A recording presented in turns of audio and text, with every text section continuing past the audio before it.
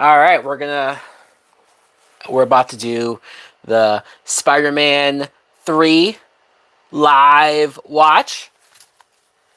I am turning the PlayStation on right now, so I want to give people some time to get to jump on, to get ready, all that good stuff. All right, I'll just put the. All right. So I hope people are excited. I have been enjoying doing these rewatch. Hey now, what's up, Double A? We're getting ready to do Spider-Man 3. It's not the producer's cut. It's not any sort of director's cut. It's the theatrical, the one that was in theaters. That's what we're doing.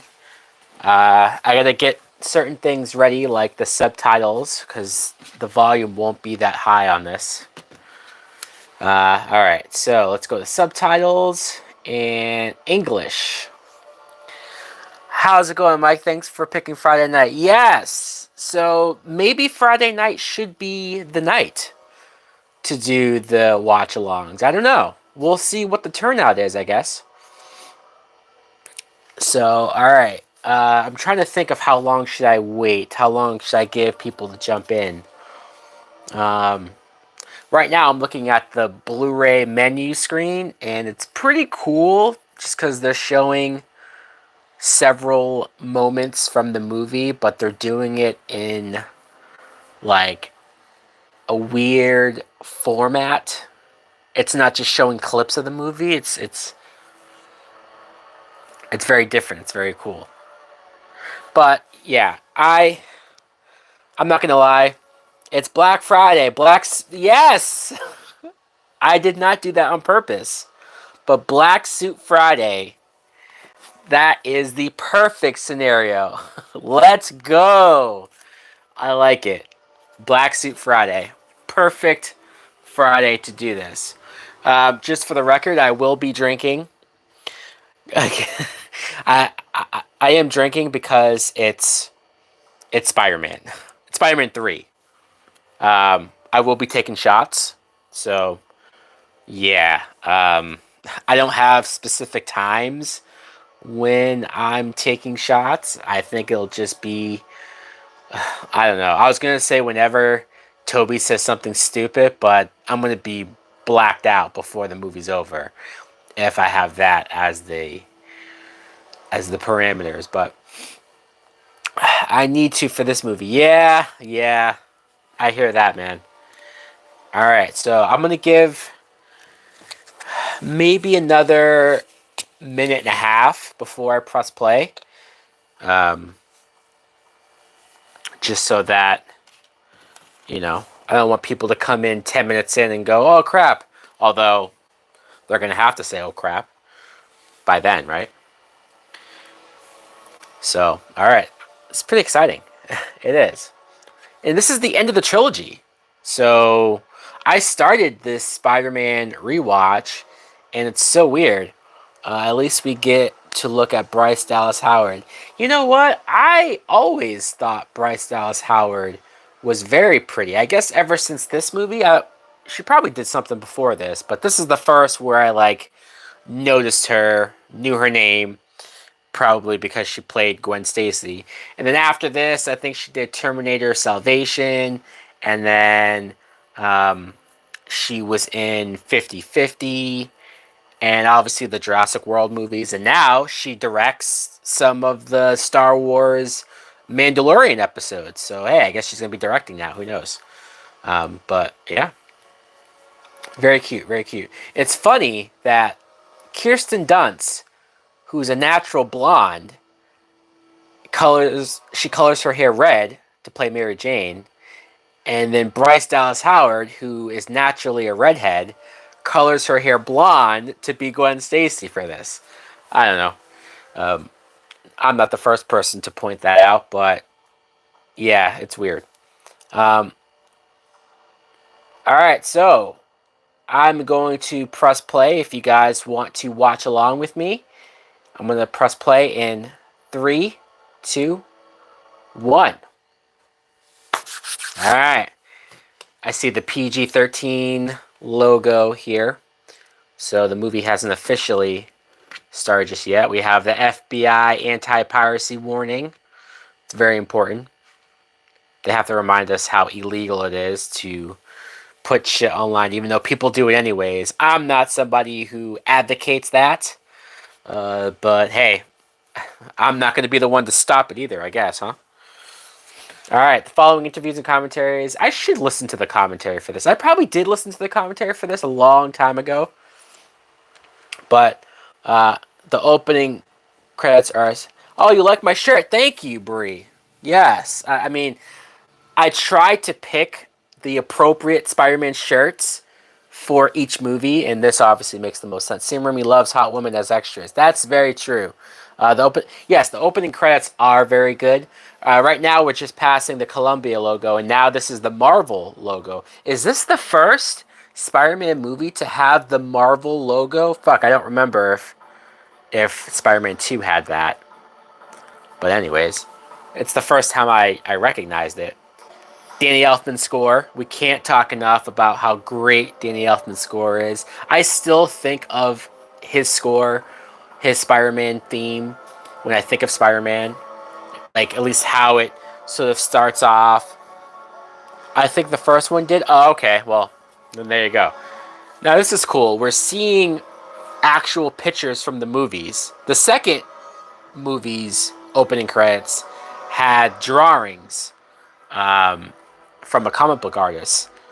This, though, is actually showing the footage from the first movie. We'll eventually see the second movie as well, but this is great. I love this. Just recapping everything that came, Peter stepping aside and letting the robber get by, the death of Uncle Ben.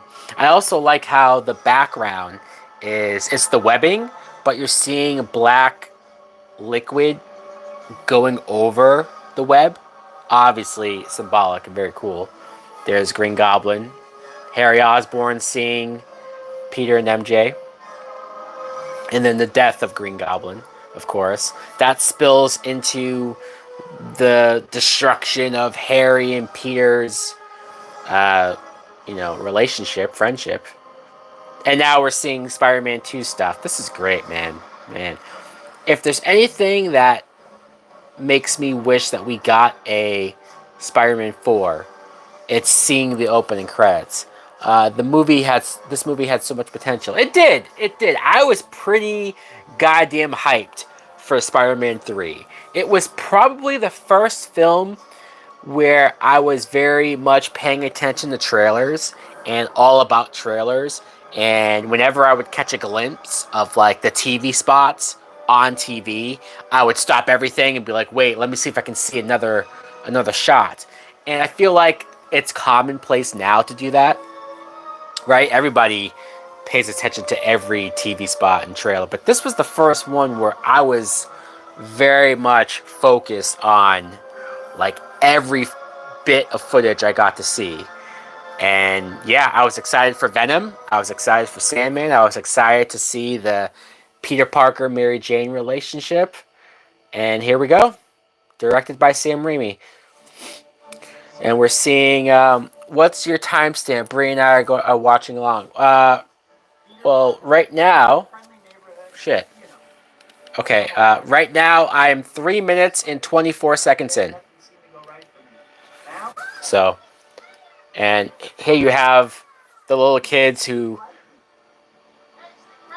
missed the video of Spider-Man flying by. Of course, Toby's trying to get them to stick around. All right, let me start drinking. let me have a nice buzz before the dumb shit starts to happen. Let's see when this movie starts to fall apart, right? Like, as of right now, it just started, so things seem okay. Peter is in college still, and somebody just threw like a spitball at him or something. But like, how old's that guy behind him? A grown ass man who's still acting like this is middle school. There's our introduction of Gwen Stacy. I do like that she's intelligent. Uh, and really, who the hell is that guy? Just because Peter's a nerd, you have all these equally, if not more, dorky looking people messing with him in class. And there you go. Layaway available. Peter wants to buy MJ a ring. This is. Ugh. I so wanted to see Peter and MJ get married. It sucks that their relationship plays out the way that it does in this movie. Um, it's not exactly like. Of course, Peter gets squeezed in, sitting down. Do you think Gwen is smarter than Peter? Not in this movie. I want to straighten my hair and wear eyeliner. Hey, whatever makes you happy, Double A. I wouldn't say the Gwen Stacy from this movie is smarter, but Emma Stone's Gwen Stacy, I do think is smarter. So it just depends on which version of Gwen we're talking about, right? But this Gwen is fairly smart. Where's the Alaskan 12-year-old at? Oh, I don't know. Jenna? Yeah, I don't know where she is. Maybe she'll pop up at some point. Do you think all Texas Chainsaw Massacre movies are the same? No. I mean, well, some are better than others. So there's that. But, I mean, they all have generally the same leave Jenna alone. They all of the Texas Chainsaw Massacre movies have the same plot, I guess. But the ones that are better than others are like better actors, better characters, and a really good, scary Leatherface. Here we see Harry Osborn, James Franco looking creepy as fuck on that higher, not balcony seat, but it's higher up. And the way how he's staring at Peter. You know what's so weird is that so we had that revelation in Spider-Man 2. By the way, are we doing Amazing Spider-Man watch-alongs? Yes, that's coming. Amazing Spider-Man 1 and 2 will be coming after Spider-Man 3 for sure. I don't know what day yet. Maybe I'll stick with Friday depending on if people like this. But see, there you go. Peter tries to talk to Harry. Harry says, "Fuck you, my father's dead." You know. It's so weird though, is that like years have passed, right? I mean, I don't know if it's exactly the 3 years that it's been since Spider-Man 2. I don't know if it's exactly that length, but clearly time has passed, and Peter hasn't tried to talk to Harry since that night. I don't know. I don't know. Kind of weird. Kind of weird if you ask me. See? Mary Jane's asking Peter, the CGI is so bad. I don't know. I mean, no CGI has happened yet, so I can't really say right now. But hey, if I see bad CGI, I will definitely point it out. It holds up. Yeah, that's what I thought. But look at that. We have some different looking goblin mask, a silver one. I kind of wish Harry. I don't love the mask that Harry wears here. I mean, it's not terrible. It's just like, you know, his official title, at least as far as the toys and stuff goes, is the new Goblin. Here he is coming out of the gas chamber.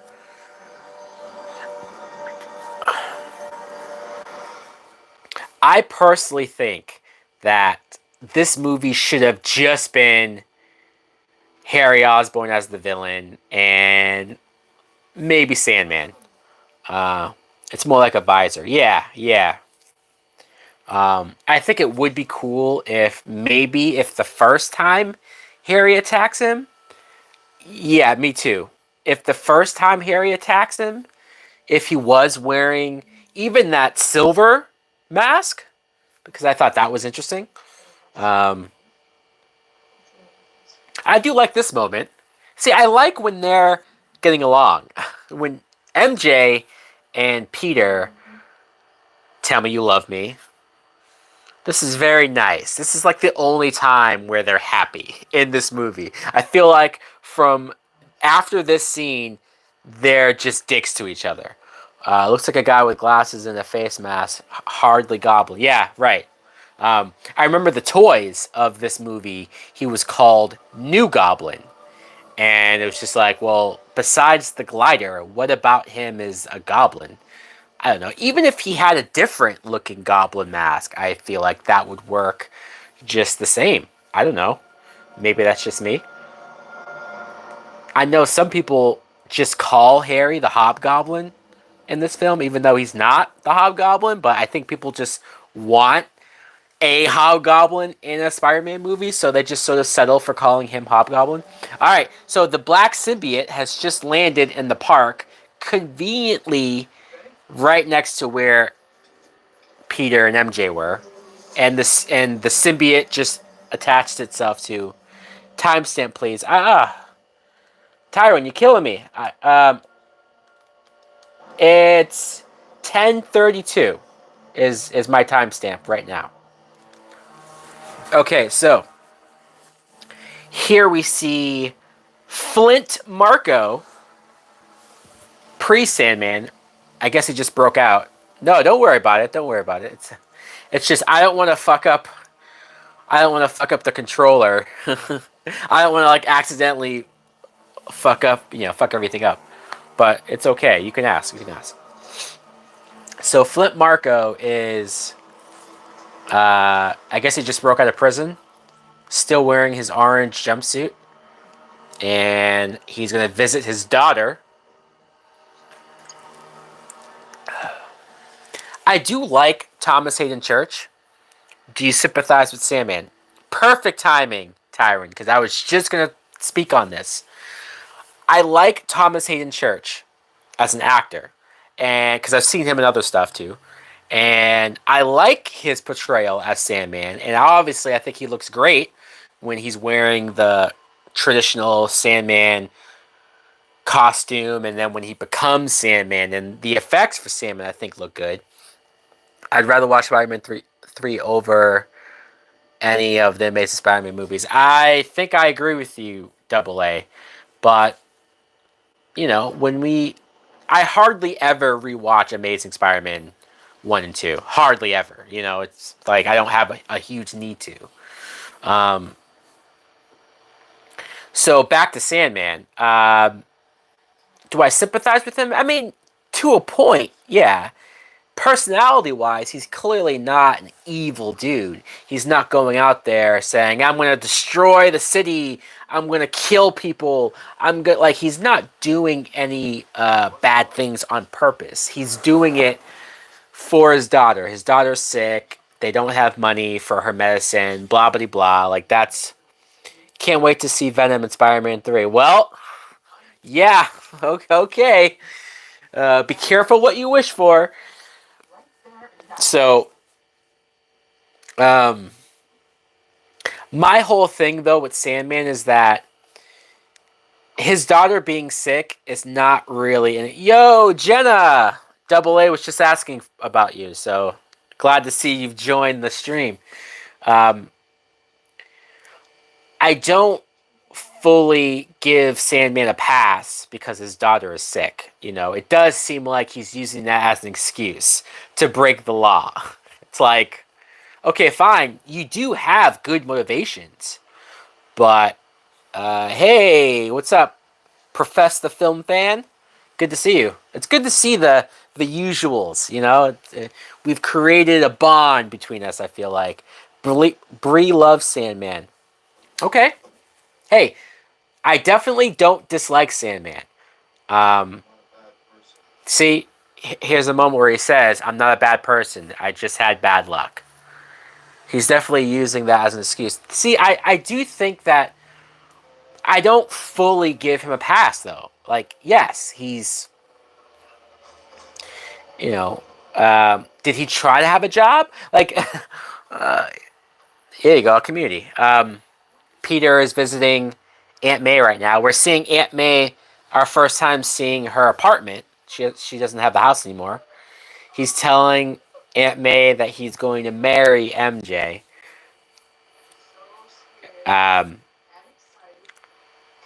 maybe if the score of this film is so underrated. I agree. I enjoyed the Screen Rant pitch meeting on Spider-Man 3. Oh, I need to watch that.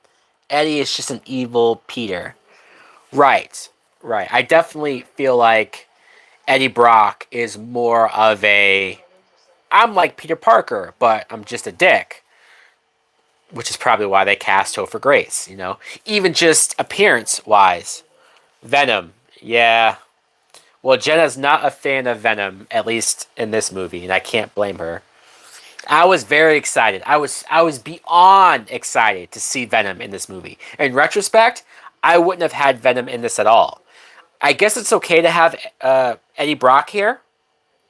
Um, and then the movie should have ended with the church scene where it goes on to Eddie Brock and then he roars at the screen as Venom.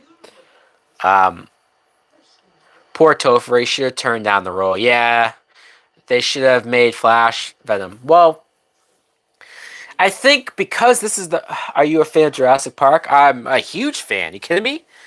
That first Jurassic Park movie is one of my all-time favorite movies ever. Mary Jane is extremely annoying in this film. I agree with that.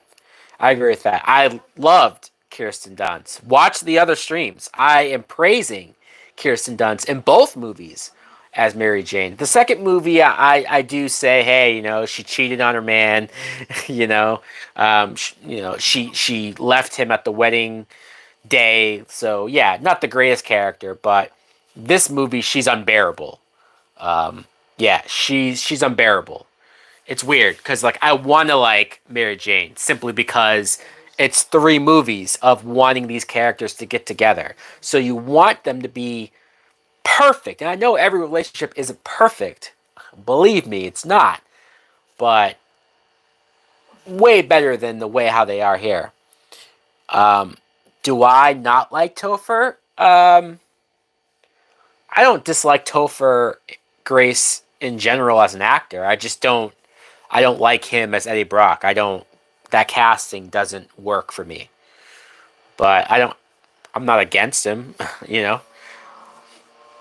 So here is Peter. He's about to be attacked by Harry. Yep. Boom. Here we go. Now this scene I actually think is pretty cool.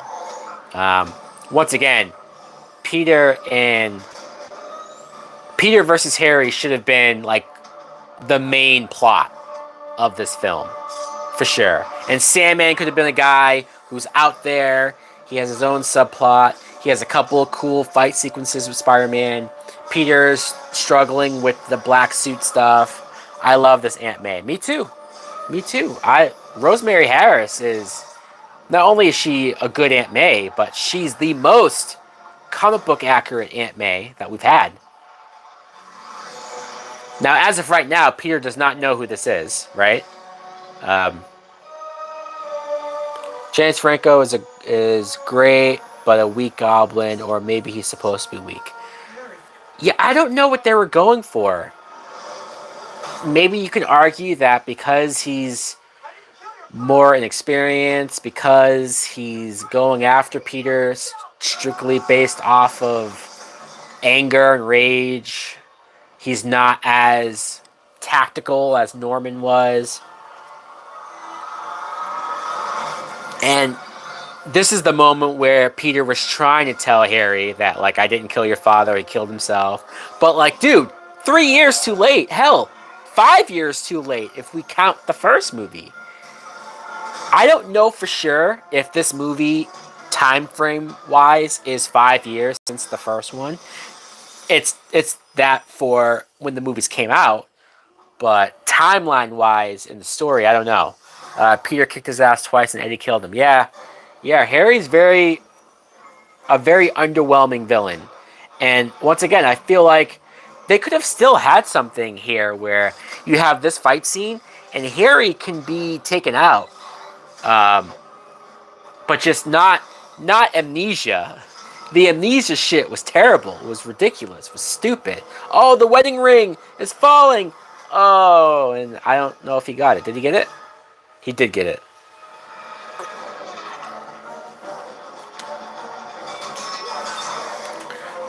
But there should have been something where, like, Peter messes up the glider, so Harry has to leave and take off.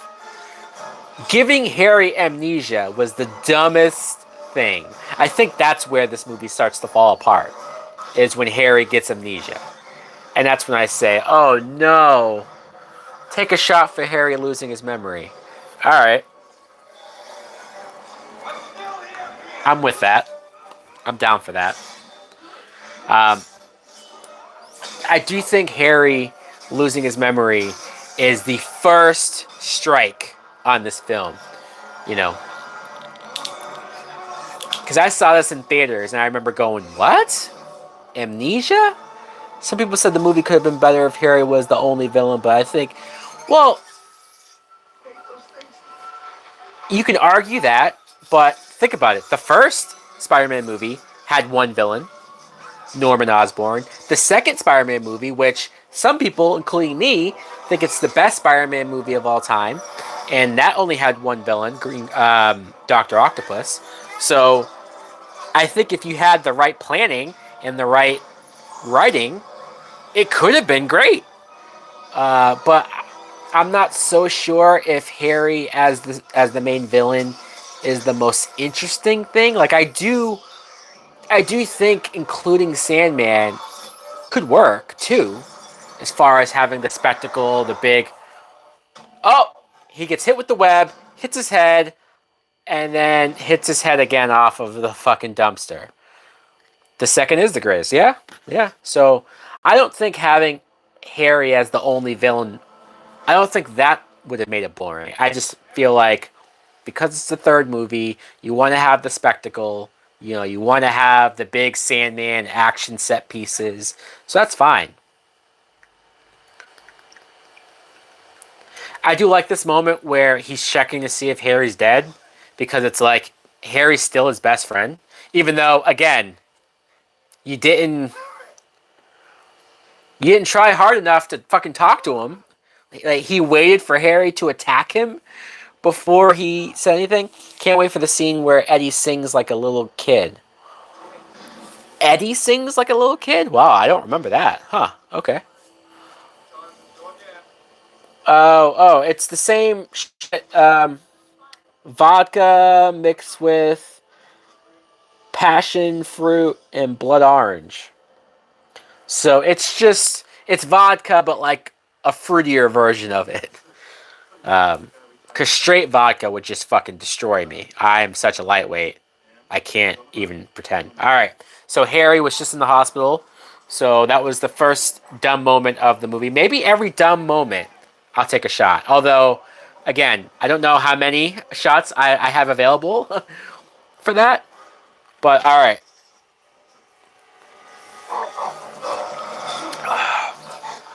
First dumb moment was Harry hitting his head and getting amnesia. Alright, now we're at the moment where Sandman is still being pursued by cops, on foot, by the way. And he climbed a fence and falls into the pit where it just so happens that these people are doing random experiments at like midnight. Like, it just seems like a random time of day to be doing experiments like this. Oh, they have a little.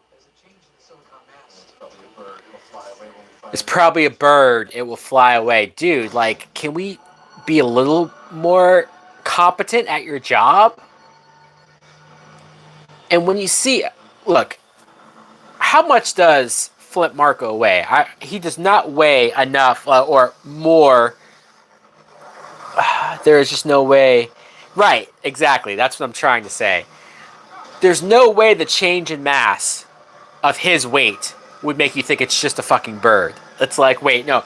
This weight changed by like over 200 pounds. Maybe we should fucking check this shit out.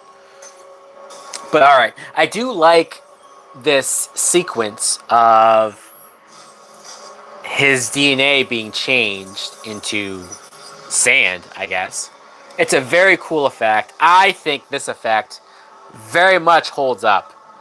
Like, even in theaters, I was like, holy crap. This is the spectacle you want. But it's how, 2007, we didn't have, the MCU didn't start yet.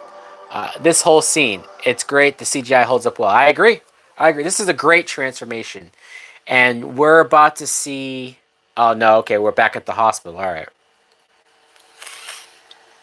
It's probably one of the best sequences of the movie. Yeah. Especially CGI effects wise. Absolutely. Um, I believe after this hospital scene, that's when we're going to see him rebuild himself. And that scene is very good. All right, here we go. Partially short term memory. I can barely speak already. And we just started. Fuck, how much can I have to drink?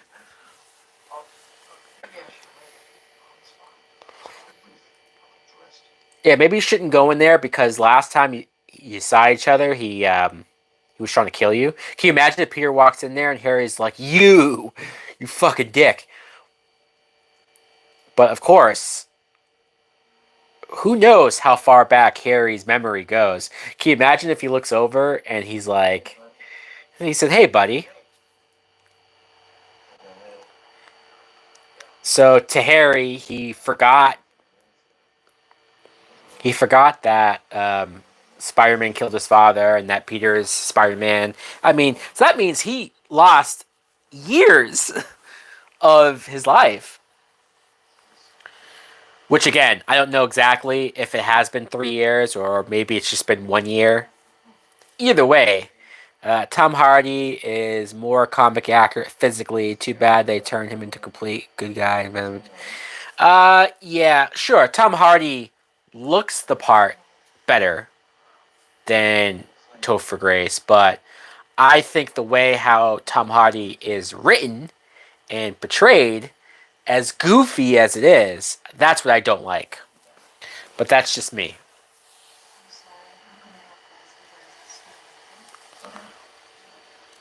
So, yeah. Yes, I don't like Venom as a hero. Me neither. I mean, look, I would be more okay with Venom being a hero if he was introduced into the Tom Holland movies as a villain first.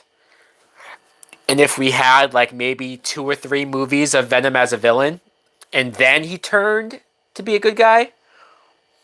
Yes, Topher Grace was written better, but yes, exactly. Like technically, Topher Grace, his Eddie Brock is written comic accurate. Him being this photographer, this rival photographer to Peter Parker, competing with Peter for the job, and cheating and faking pictures, and then Peter exposing him getting fired, and then him hating Peter because of that, and then him bonding with the symbiote so that Eddie Brock's hatred for Peter combined with the symbiote's hatred for Spider-Man because Spider-Man rejected the symbiote, that together forming Venom, it's actually perfect. I couldn't have written that better. It's just, it's not well executed. Topher Grace isn't the right actor to play it, and we only get Venom for like 10 minutes. Spider-Man 3 is fire. Well, there you go. I'm glad somebody likes the movie. All right, this scene of him reforming himself is beautiful. Look at that. I don't know how you can say that this doesn't hold up. This same exact scene without any changes put in today's who would I cast as Venom? Honestly, I love Tom Hardy as Venom in the idea. Like if you would have told me that, hey, Tom Hardy is gonna play Venom before the Venom movie, I would have said perfect. Um, no, I'm okay with Topher Grace never coming back as as Venom. I'm alright with that.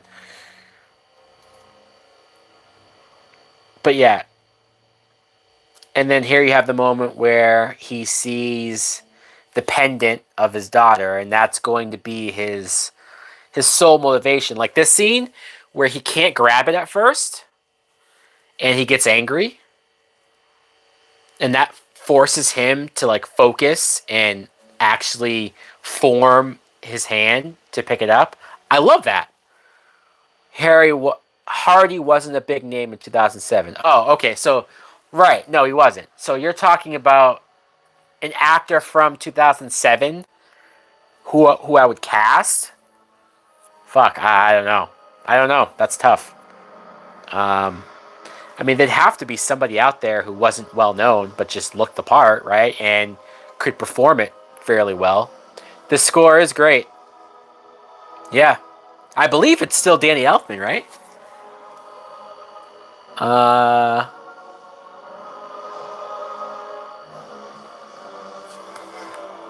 I see Kevin Feige's name on here as a producer.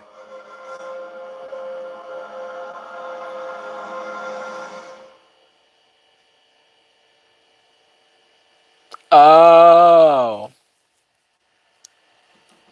So actually, Danny Elfman did not do the score for this. Um, Christopher Young did the score for this. They just reused Danny Elfman's Spider-Man theme. Shit.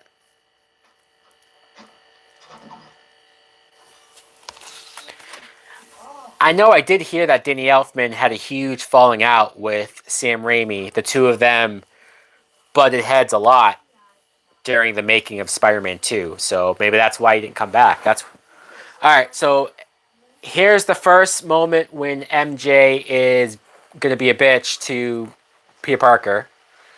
She's complaining about the reviews that she got from her show, which is okay.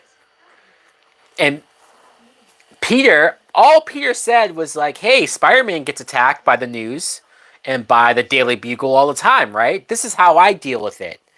And she goes, fuck you, this isn't about you, it's about me. It's like, well, he's trying to relate to you by saying that, hey, I deal with this, and this is how I deal with it. Maybe that will help you, asshole. But no, she's like, no, I didn't want to hear, I didn't want you to give me advice. I just wanted you to sit there and listen to me and not say anything. Apparently. And here we have, so at the end of Spider-Man 2, yeah, MJ was a total bitch in that scene. Very selfish, very self-indulgent, you know, not realizing that Peter was actually trying to help her. And there you see the symbiote. It's very small looking there, right? It's very small. I mean, it's like that little thing's gonna cover his whole body. But Mary Jane should have stayed with Flash. She doesn't deserve Peter or even Harry. Ouch. I don't know. I think MJ. No, I don't know. Because to be fair, Peter does have some dick moments. And I'm talking about before Black Suit, emo Peter, Bully Maguire, as he's now been pegged. So very interesting that Gwen Stacy is the model. This crane scene. What if Spider-Man wasn't there? Oh, dude, if Spider-Man wasn't there, Gwen would be fucked. I mean, Gwen would be gone. It's just very interesting that Gwen is written to be more like comic book MJ, right? She's the hot model who's a little smarter than she looks. Bully Maguire. Dude, sometimes I just go on YouTube and watch a bunch of Bully Maguire shit.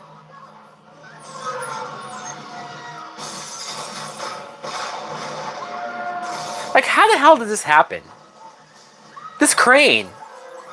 Right? Like, how does a crane malfunction like this? Edward Brock Jr. and I'm I'm also dating your daughter, right? Yep. That hasn't happened yet. Oh, it's about to happen right now. So is this our first look at Topher Grace? And we're getting introduced to James Cromwell as Captain Stacy. I just saw her last night. She said she had a modeling gig. Who are you? It's Brock, sir. Edward Brock Jr. And I'm dating your daughter. Which, mind you, he's not dating Gwen at all. They might have hung out once. Now, don't get me wrong. If I hung out with that girl, I probably would want it to become an actual dating. But yeah, they ain't there yet. I probably wouldn't tell her father that I'm already dating her just based off of one date. I'm gonna put some dirt in your eye. Yeah, wait till we get to that moment. Alright, so Spider-Man is about to... This is a pretty cool sequence. Him going through the crane, him reaching for Gwen. This actually looks kind of like the shot of Andrew Garfield trying to save Gwen. At least for a second when she's falling. They say Gwen was out of Eddie's league, but this Gwen isn't very... You don't think this Gwen is hot? I mean, I don't know. Look, she barely acknowledged Eddie Brock right there. She ran right to her father. She's not like Emma Stone. Okay, so you're saying this Gwen isn't as hot as Emma Stone. I don't know. I think they're both attractive. I think Emma Stone's Gwen Stacy has a better personality. She's more likable. But as far as appearance goes, I think they're both attractive just fine. Alright, so that must be the first time when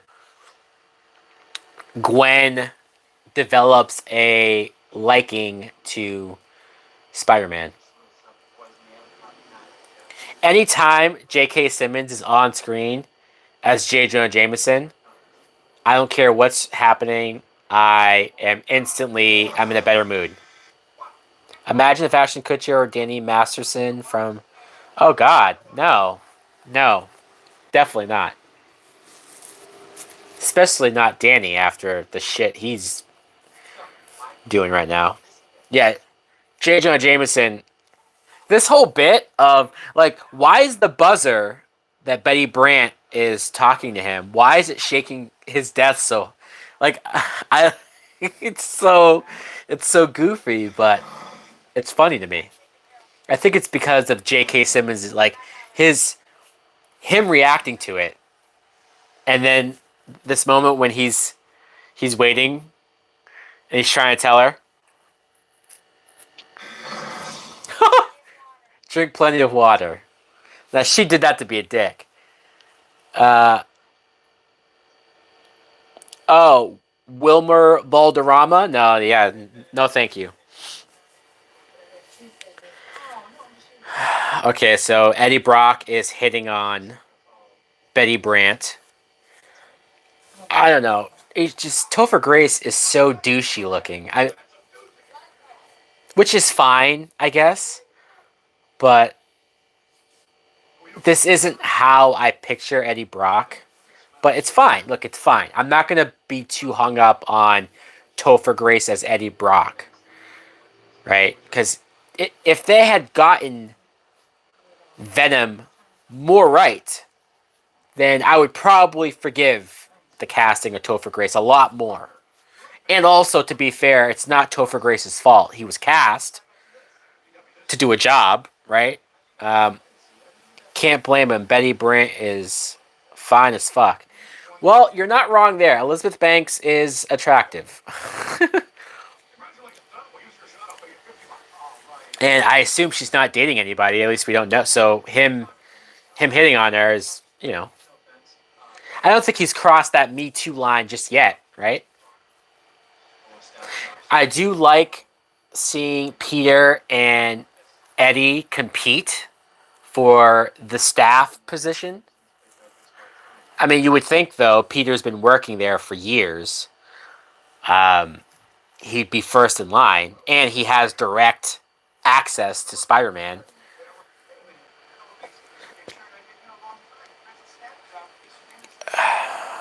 Betty wants evil Peter. Yeah, right. There is a scene later on when Peter is like, when evil Peter is like up against her, and she's all like, "Oh, Peter!" Oh, like it's like, "Whoa, all right." I guess we see what kind of guy Betty Brant is into. Okay, so whoever brings me the photo of Spider-Man doing something dastardly, they get the staff job. Now, is Peter? Would Peter stage a picture of Spider-Man doing something? Spider-Man with his hand in a cookie jar, exactly. Okay, here we go. This is one of my favorite Stan Lee cameos. You know, I guess one person can make a difference. Enough said. I like it because it's not a joke cameo. It's not something that like they're trying to, hey, here's something funny with Stan Lee. It's just Stan Lee kind of giving Peter advice. I like it. That 70 show reboot is coming. You know what? I've only seen a couple of episodes of that 70 show, so yep. Enough said. I like it. Great. Here's a dumb moment, unnecessary. Harry, because of his amnesia. Hey Bernard, do I have any girlfriends? I don't know. I feel like this is a plot that you do if, like, let's say if this was a TV show, right? If this was like a 5 season TV show, could you have one episode where Harry gets amnesia, loses memory, but it's only for that one episode, and then by the end of it he gets it back, or maybe the second episode he gets it back? Okay, cool, right? Like if it's a TV show episode, fine, but it's this is your third and last. Take a shot. Oh, okay. Am I taking a shot because of Topher? Because we don't like Topher? Is that what the shot's for? I said every time something dumb happens, I take a shot. You'll get your rent when you fix this goddamn door. Okay, somebody tell me, why am I taking a shot? What's the dumb moment that happened? I just want to make sure we're keeping track of what each shot is for. Or do you just want me to do it in general? I will say Harry and Peter actually felt like legit friends. I don't feel that in Spider-Man 1. You know what? I will give you...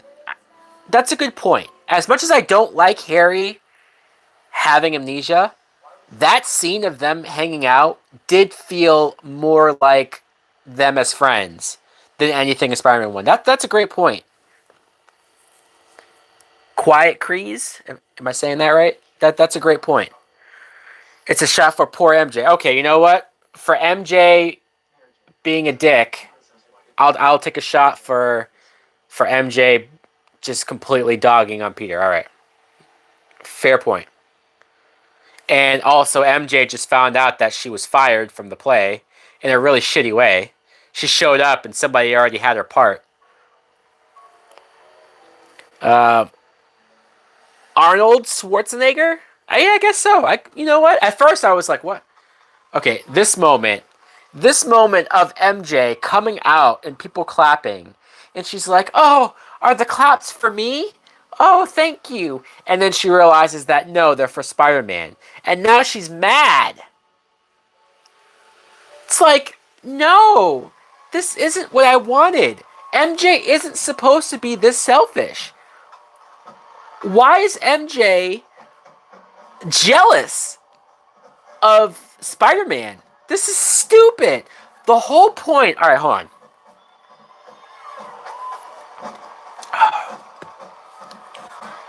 The whole point. All right, here you have the random hot extras that Sam Raimi clearly casted single-handedly. But see a chump moment. The whole moment of MJ looking sad at the end of Spider-Man 2 as Peter is swinging away. I didn't want that to be because she's going to be jealous of Spider-Man. Like, that's not what I wanted that look to be. I wanted that look to be like, man, that's the man I love, and I now have to always be worried for his safety, or I have to always be worried that something might happen to him every day. That's what that look meant to me. But you come to this movie, and no, apparently that look meant that she's going to be jealous of the notoriety and the adulation that Spider-Man will get. What? Just, like, whoever wrote this. Who wrote this? Screenplay by Sam Raimi, Ivan Raimi, his brother, and Alvin Sargent. Just found out that Zendaya isn't Mary Jane. No, Zendaya is Michelle Jones. Zendaya is not Mary Jane. So, I mean, technically, in that Spider-Man No Way Home trailer, when she's falling, she could die because she's not Mary Jane. She's MJ, but she's not. So, but I don't want them to kill her, though. I'm okay with Tom Holland's universe not having a Mary Jane. Andrew Garfield didn't have a Mary Jane. Tom Holland doesn't have to have a Mary Jane. He can just have an MJ. Queen Dea. Alright, so these cops are looking for Sandman, and he just said, fuck you. Is Michelle Jones even from the comic books? Not that I know of. I don't think so, no. I think Michelle is a completely made-up character for the MCU. And I don't know if they did that because they knew that some people would be pissed if they casted Mary Jane Watson to be a black girl or whatever race Zendaya is. And so they said, all right, the only way we can probably get away with this without people bitching too hard is that if we say she's not Mary Jane, she's Michelle Jones, but she's still MJ. So it's kind of a gray area. So it's like people, like racist people can't complain about it because they're like, wait a minute, she's not. Oh, but she's not Mary Jane. All right, fine, whatever. So Sandman just floated away with the wind, I guess. I don't know if that makes too much sense, but okay, cool. No Way Home MJ. Have you ever seen Funny People? Yes, I have seen Funny People. It's a very long movie. I think it's funny for the most part, but then by the end, the last like half hour or so, it kind of gets, you know. I don't know. Something about the way MJ flirts with Harry, I do not like. I just... This Mary Jane is a cheater. We can't dance around it. She cheated on Harry Osborn in the first movie with Spider-Man and with Peter, kinda. The second movie, she cheats on John Jameson with Peter. And then in this movie, she cheats on Peter with Harry. So you can't, you know. And I tried to give her the benefit of the doubt because she wasn't really in love with Harry in the first movie, right? Like, she actually had feelings for Peter, so it's like, okay, maybe. And then the second movie was kind of a similar deal. She was settling for this John Jameson guy, but she really had feelings for Peter. But this is like, you're with Peter. You're with the guy that you love. Why are you cheating with Harry? Yeah, they didn't have to kill Gwen, man. It would be terrible if they kill her, so... So here we have the moment where they want to give Spider-Man the key to the city. Okay, I'm about to take another shot. Because Spider-Man tells Gwen, go ahead, lay one on me. And Gwen is kissing Spider-Man upside down. Peter knows that Mary Jane is there. Why? Why would Peter do that? All right, I'm taking a shot. I'm taking a shot for Peter being a fucking idiot. Peter is so in the wrong for that. It was his idea. I know the crowd was chanting "kiss them." Yeah, yeah. Don't worry, I'm taking a shot because that was incredibly stupid. So this is the third shot of the movie so far. Um, that angers me. That's not something Peter would do. At least I don't think it's the only time. See, if Mary Jane wasn't an asshole in that last scene where she was jealous of him, or when she was like, "This isn't about you," like if that didn't happen, I would actually feel really bad for Mary Jane there, and I still do feel bad for her. Let the crowd, right? The crowd chanting "kiss him." That's not enough. If I'm Peter Parker, to be like, "Oh, go ahead, kiss me in front of my girlfriend," like, Jigs up, pal. I don't want to hurt you. Leave now. I guess you haven't heard. that was for Mary Jane. I'm sorry. I'm sorry. He did you wrong. See, if Mary Jane got mad at the restaurant scene later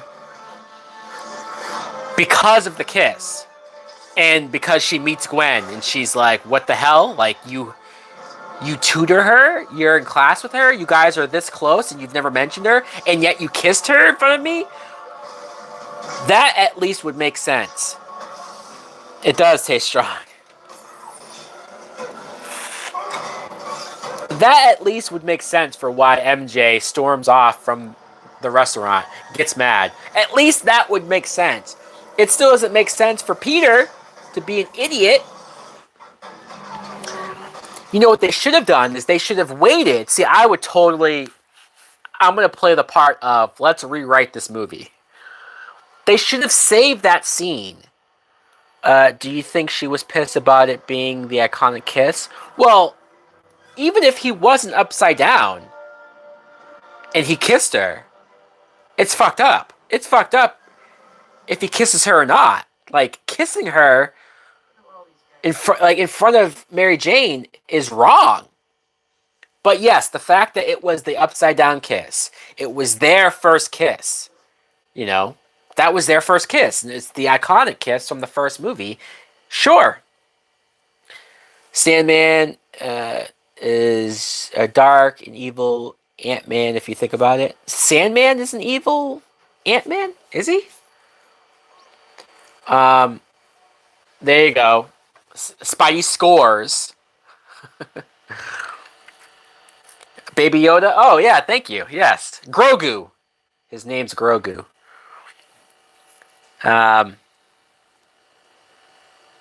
This is the restaurant scene, and we have Bruce Campbell for his third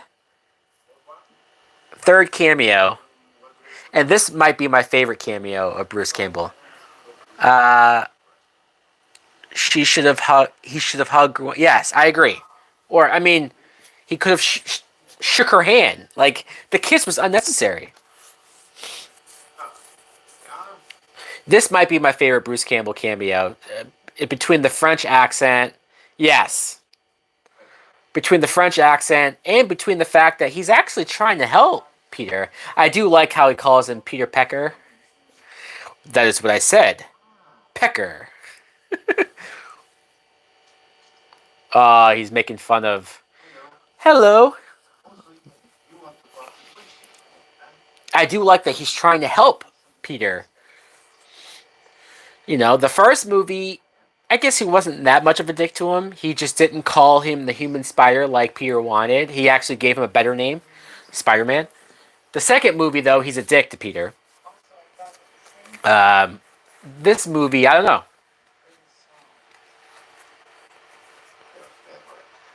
It does make me really wish that we got to see him as Mysterio. That was supposed to be the plan for Spider-Man 4, is that he would have been Mysterio at the very beginning.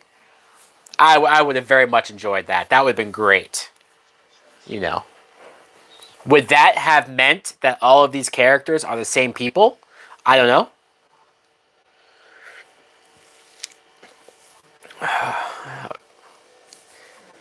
Would you like some champagne? How'd that get in there? Toby is such a dork, man. Oh, don't cry. Kirsten looks very pretty. Very pretty. Definitely the girl you'd want to marry, right? Even though she's pissed at him right now. Is this place in your budget? Okay, that was a bitch. That was a bitch comment. Is this place in your budget? Now, obviously, she's mad, and she walked past the newspaper headline. Jamie Foxx was also a big miscast as Max Dillon. I I don't know. Um, I don't know. I just don't think that they wrote Jamie Foxx all that well. I think Jamie Foxx could have pulled off a fine Max Dillon Electro if he wasn't written to be goofy. All right, so here we go.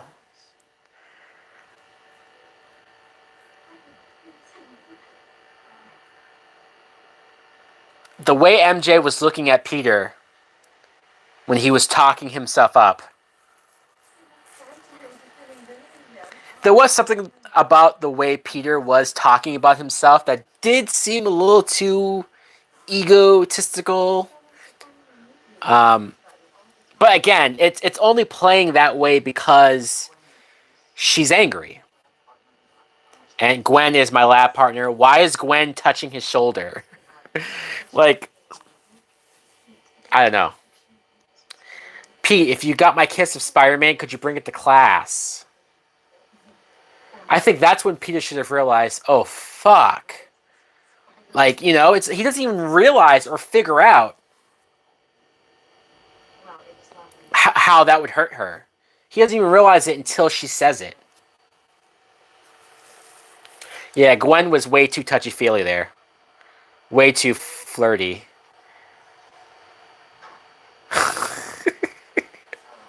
Bruce Campbell misreading the cues. All right, so here we go. MJ is going to bring up.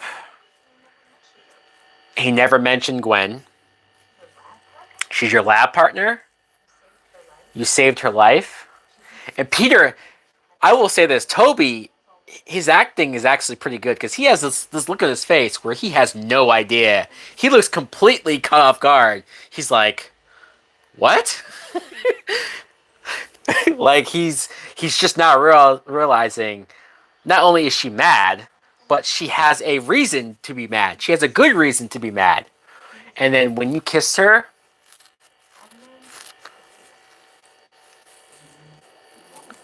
and he says, what do you mean? He kissed her.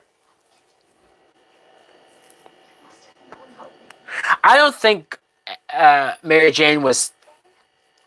I don't think Mary Jane was throwing the him saving Gwen in her face. I think she's saying you didn't even mention her, right? Like this is a girl that you go to class with, that you work with every day, and you saved her life, and she's coming up to you like you're close, and you've never mentioned her, like you saved her life.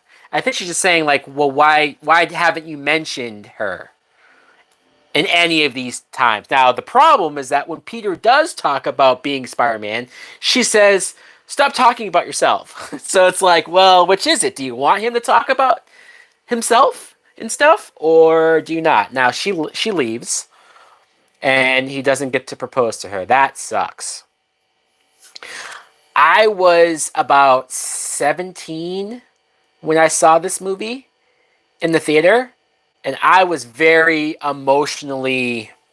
I don't know. I was not emotionally mature enough to, handle the treatment of their relationship. MJ is bipolar. Well, that's very, yes, that's a big reason why I don't like her. Even though I think she's valid in being upset, she said things earlier to contradict that, right? Or to contradict what she wants. It's like you don't know.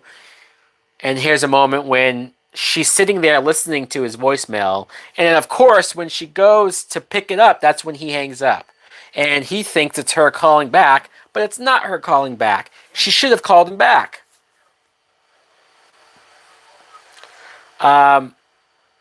Okay, yeah. So I'm going to take a shot right now. I'm letting you guys know. I'm taking a shot. And if you want to know why I'm taking a shot, it's because Captain Stacy just called Peter Parker. And he's about to reveal to Peter Parker that, oh, your Uncle Ben, he wasn't shot. Hey, Caleb. Uncle Ben wasn't shot by that random robber from the first movie. He was shot by Sandman.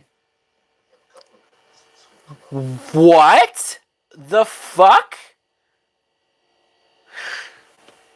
Dumb, dumb, dumb, dumb, dumb. Here we have Cliff Robinson coming back as Uncle Ben. I believe this is his last movie, Cliff Robinson, as Uncle Ben before he passed away in real life. So now we're seeing Peter's version of what could have happened. What a twist! It's so forced.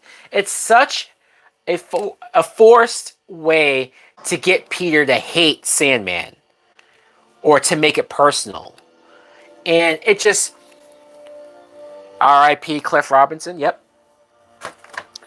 And what you're doing here is you're going back and taking away that special emotional moment from the first movie. The whole point... See, they just re-showed the footage of the guy dying. Couldn't come up with a better way to have Peter hate... He doesn't even have to hate Sandman. Sandman's committing crimes. He's hurting people. Spider-Man's the good guy. He goes after him. Okay, so it's been 2 years? It's been 2 years since his uncle died? Because in Spider-Man 2, they say it's been 2 years. So is this movie like directly right after Spider-Man 2? Maybe that's the case. If that's the case, alright. I don't think I ever realized that. But yeah, that was forced as fuck. Oh, wait, let me take my shot. Cheers to the horrible writing of Sandman being Uncle Ben's killer. And here we have bipolar MJ. She just walked out of that dinner angry at him where he was going to propose. She doesn't know he's going to propose. Now she's here at his apartment. Now, granted, she cares about him. She heard about the Uncle Ben killer thing, so she's worried about him. So she comes there, divorced of that, right? Divorced of their issues, and she wants to be there for him. Technically, that is good. That is good. It's just, you're mad, you're not mad. You're mad, she comes back and she's not mad. Bruce Campbell was hilarious. He was hilarious.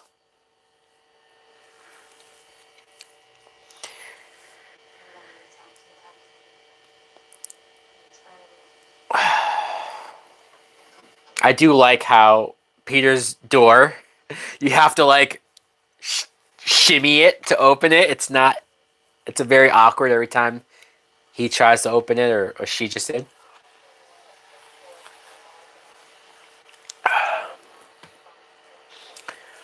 I do wonder, well, I guess if this movie is right after the second movie, like let's say it's a month after, right? Or a couple months. Because I was going to say, why aren't they living together?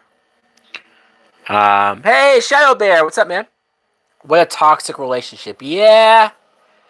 It's not... It sucks, because we spent 2 movies wanting them to get together, and then when they get together, they're terrible for each other. You know? Alright, so I think it would have been interesting if Sam Raimi directed the Venom movie, make it like a horror. Uh, Sam Raimi does not like Venom as a character. He said that. He said that Peter can't catch a break. He can't. Um, so the symbiote is about to go on to Peter while he's sleeping. Yeah, Sam Raimi hates Venom, or he just doesn't. Sam Raimi read comic books from the 60s and 70s. He didn't read comics in the 80s and 90s when Venom was popular. So I just don't think he gets Venom. So yeah, that it just wouldn't work. But Venom as a horror movie is a great idea. Now this shot is straight from the cartoon series, right? The symbiote goes over Peter while he's in bed, and then he wakes up and he's outside in the black suit. I'll watch this. I'll watch this with, even though I hate this movie, but only because, hey, thanks, Shadow Bear. I appreciate it. That's like being a fan of Batman, but you hate the Joker. I would argue that Green Goblin is more of Spider-Man's Joker than Venom. But, even though Venom is my favorite Spider-Man villain, I think Green Goblin is more of Spider-Man's, equal top villain as far as history and stuff goes. So I do like this moment. You'll notice him when you watch The Amazing Spider-Man. I'll notice who. This is something else. Such great delivery from Tobey Maguire. All right, so yeah, you do wonder why did he bring the symbiote to Doc Connors? I miss Tobey Maguire Spider-Man. Yeah, rewatching these definitely makes me wish that we got a Spider-Man 4 and 5 instead of the Amazing Spider-Man movies. But that's just me. Maybe they just had him bring it to Dr. Connors just to get another scene of Dr. Connors. Venom 2 was even lighter than the... Yeah, the more I think about Venom 2, the more I'm disappointed with it. Hopefully he comes back in No Way Home. Yeah, but if he doesn't come back, if Toby's not in No Way Home, people are going to be pissed. Tobey Maguire will always be Spider-Man in my eyes. So, alright, here's the moment when he goes to grab the Spider-Man suit, but instead, he puts the black suit on. Very interesting, huh? Are you guys a fan of the way how the black suit looks? Because it still has the Spidey, stitching and outline. So, which I know some people don't like. Some people prefer that it's just straight black, like the comics. Oh, so we just sing. I love that black suit. Yeah, me too. I like the black suit. I'm hoping that the Spider-Man 2 game has this black suit in the game. I wish it looked more. Yeah, that's fair. But I'm very much a fan of the way this black suit looks. See, chump. He just broke Eddie Brock's camera. The kid from The Outsiders and Soul Man played the father of the kid that Andrews... Oh, yeah. You're talking about the scene... Okay. You're talking about the scene from Amazing Spider-Man 1 with his kid in the car and on the bridge, right? He was a huge star in the 80s. Yeah.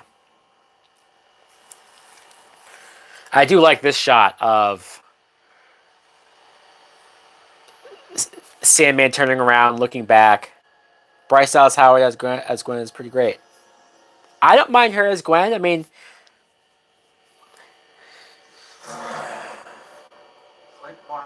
it's kind of interesting that Gwen comes later. The way how Gwen is written here is just like how Mary Jane is written in the comic books. It's like they completely swapped Mary Jane and Gwen. I do like how much more angry Toby is as Black Suit Spider-Man, I prefer Emma Stone. Me too. Me too. Don't get me wrong. Don't get me wrong. But I don't want to put Bryce Dallas down because her Gwen was written weird. You know what I mean? And this is a pretty decent fight. Him putting Sandman's face against the train and his face kind of going away is pretty trippy. And then he puts his face back together with the dirt. That's cool.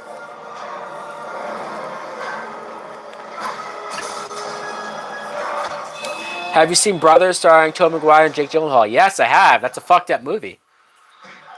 I think I said in my streaming... See ya, chump. I think I said in my stream for Spider-Man 2 that Brothers might be my favorite Tobey Maguire performance or acting. Oh, so now we're seeing that if Sandman gets wet, he turns into mud. Yes, I talked about that in my Spider-Man 2 live stream about Jake Gyllenhaal replacing Toby in Spider-Man 2. That would have been weird.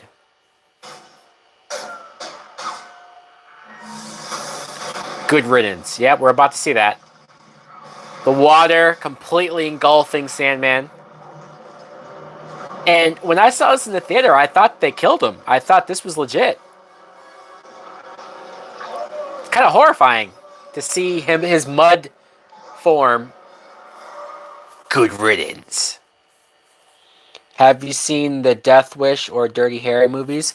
I've only seen the first Death Wish. I've never seen Dirty Harry, no. You'll get your rent when you fix this damn door. Yeah, now, the moment when Peter had his hair, like the emo hair. Oh, it's stupid. All right, here we go. Rent. Leave me alone. Give me rent. You'll get your rent when you fix this damn door. Oh, and the Dickovich daughter did not like that. That wasn't cool. He's a good boy. He must be in some kind of trouble. I do like how, even though Mr. Dinklage gives Peter a bunch of shit, a bunch of crap, he does, at the end of the day, realize that Peter is a good kid. And that's probably... This is free country. It's not rent-free country. Yeah, that's a good line. It's so funny to... Oh. Eyeliner Peter. Is he wearing eyeliner? Is that what's going on here? Because... Ursula. That's the daughter's name. So, there is a deleted scene where when Peter's looking in the mirror and he's wearing the black suit, there's actually like a flash of what looks like Venom. And it's like screaming. And it's such a quick shot of a screaming Venom-like figure. And it freaks Peter out. And then that's why he takes the suit off. I kind of wish they kept that in the movie. I think it's in the producer's cut, I think. But he should have been scary and not funny. I agree. I think Sam Raimi is such a 60s and 70s fan of Spider-Man that he likes the cheesy stuff. And that's fine. But I do feel like this black suit Peter going down the dark path, Peter, I think Aunt May knows he's Spider-Man. You think so? It's debatable if in Spider-Man 2, when she's talking to him about the whole Peter, there's a hero in all of us and blah, blah, blah. There's a nice debate that she probably knows there that he's Spider-Man. She just never says it. And so I think the whole idea of him being like, yeah, Spider-Man killed him, and her being upset about that, I think that's her way of saying, you know, Spider-Man shouldn't be doing that. He shouldn't be killing people. I remember seeing the trailer for this movie back in... So MJ just got a job at some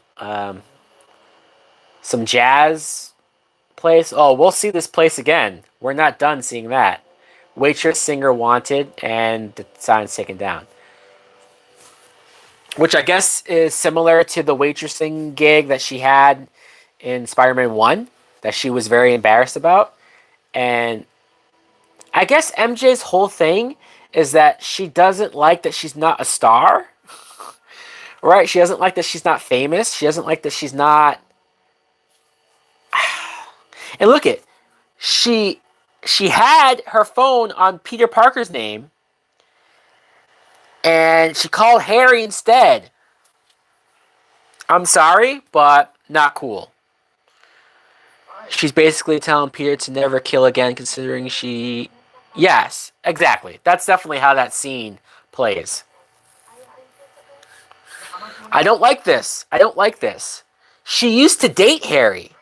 I don't like. I know that they're friends. I know that they're high school friends.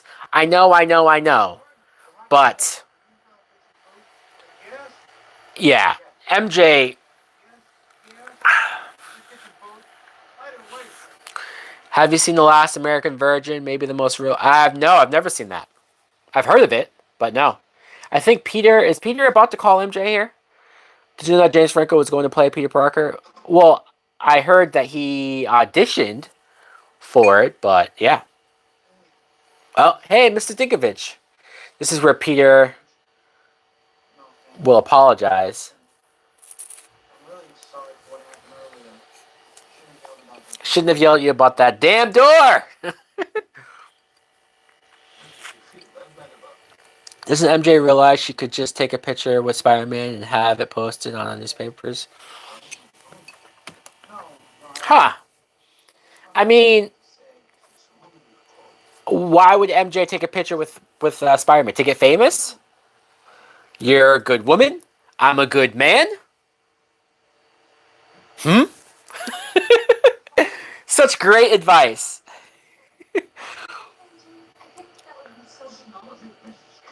And you had Ursula trying to talk to Peter about MJ.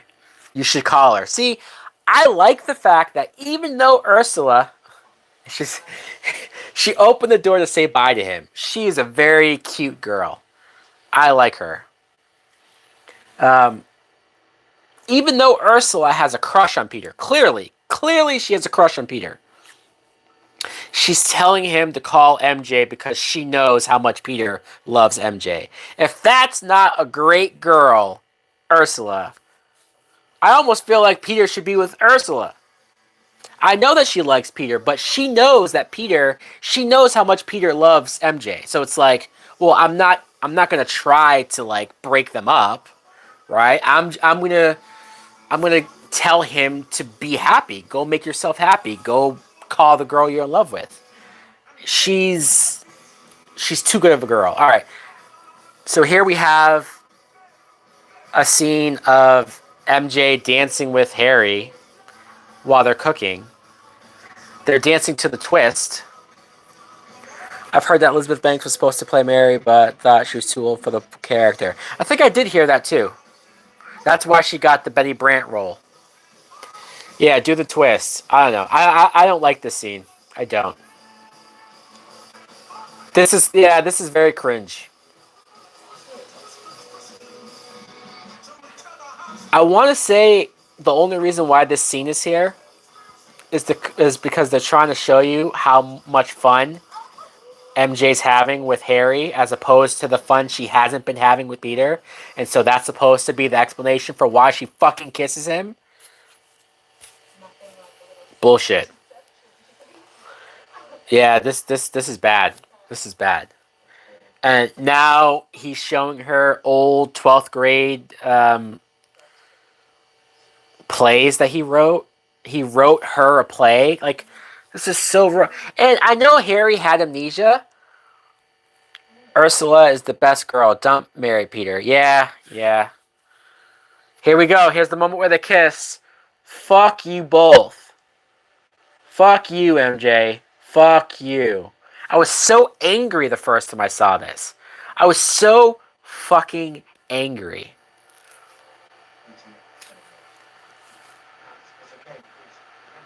And nobody even brings up Peter. She says, I'm sorry, I shouldn't have done that. And he says, yeah, I'm sorry too. And he's trying to talk her into not leaving. And because she storms out, that's supposed to make it okay. Oh, I realize I did something fucked up. Even though I kissed the fucking guy because I realized it, that makes me a good person? No. No.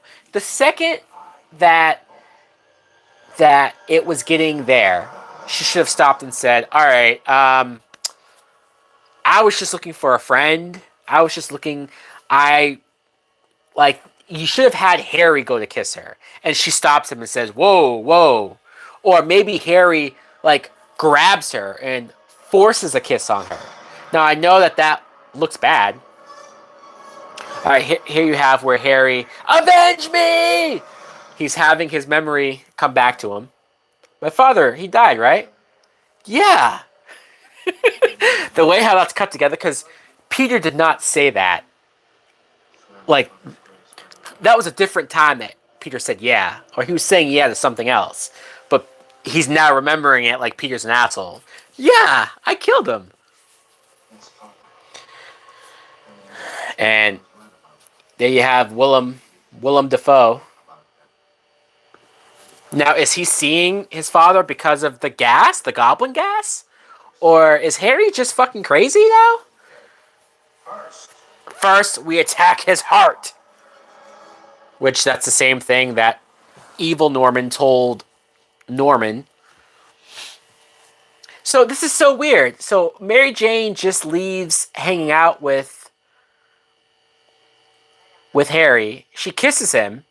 And then she goes back to her apartment and Harry kidnaps her. Or, no, he doesn't kidnap her. I'm sorry. Venom kidnaps her later. But he goes to her apartment and attacks her and says, break up with Peter. Okay, we're going to take a shot. We're going to take a shot. We're going to take a shot of Mary Jane kissing Harry Osborn. Alright, guys? So, there you go. Is he saying Norman because he's crazy, or... I don't think it's his ghost. I think it's because he's crazy, but... I guess you don't really know either, do you? Because Harry wouldn't know. Like, why is Harry imagining Norman saying attack his heart? Harry doesn't know that Norman says that. Alright, so I'm taking a shot of Mary Jane being an asshole and kissing Harry Osborn. Alright. So, we just got a phone call from Mary Jane asking to meet. The scene in the bridge breaks your heart. It breaks my fucking heart too, man. When I first saw this, I keep talking about that because of how young I was. I was in high school. I was very much like every relationship I had in high school, I either got cheated on or it just didn't work out with like so many different girls. And so this scene, it was right around that time too. So this scene was like, ugh, ugh, ugh. Even though, yeah, my heart's here. Yeah, I was right. How's the pie? By the way, how's your Thanksgiving? My Thanksgiving was good. It was very good. I almost did this live stream last night after the whole family stuff, but I didn't want to rush it, and I figured people would be busy. My ex nearly ruined my life. Yeah, man, it sucks. It sucks. That happens. And see, the problem with this is that, so supposedly, and I feel like they only did this to make us not hate MJ, even though too late, we do. But they had Harry force her. Oh, he's showing her the ring. And Toby crying. I know people make fun of Toby crying. Toby cries all the time, they say, right? But... And she says, there's someone else. I've fallen in love with somebody else. Ugh. That's the worst. There's a huge difference with, hey, we're having issues. I don't know if it's gonna work. Blah blah blah. That sucks too. But to have the woman you love say there's somebody else, that's the biggest dagger to the heart. Fuck. Now see, but they're trying to make MJ salvageable by saying, "Oh, well, see, she didn't want to do that. Harry made her do that." But she's actually been so mad at Peter. She's actually been doing stuff, saying stuff towards Peter. They've been arguing to where I believe that. I believe that that's how she feels. I believe that she would fall in love with somebody else. That's the kind of MJ that she has been. So having Harry force her to break up with him, I feel like she was on the verge of breaking up with Peter anyways. You know what I mean? I feel like deep down she's like, oh, thank God Harry made me do that because I wanted to do that. I've been wanting to do that for a while now. And so now you have Harry talking to Peter. What are your thoughts on James Franco being accused of harassment? Yeah, it's awkward. It's awkward. And the moment when Harry says, "I'm the other guy," did MJ forget Peter Spider-Man? Why? Exactly. Why doesn't Mary Jane? Why isn't Mary Jane on the bridge with Peter? And why isn't she saying, "Look, Harry is making me do this. You're Spider-Man. Fucking save me." Like, you know what I mean? You're so right. It doesn't make any sense. At least try. Try to tell Peter. Try to tell Spider-Man. And the look Toby just gave. Toby was like, what the fuck? And then he just leaves. Here we go. Can I warm you up? Yes, please. How's the pie? So good. His delivery, so good. I do love that scene. And then the creepy moment, thing goes by, and Harry's gone? What?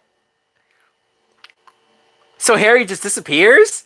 He has the ability to teleport? This is so stupid. This is so stupid.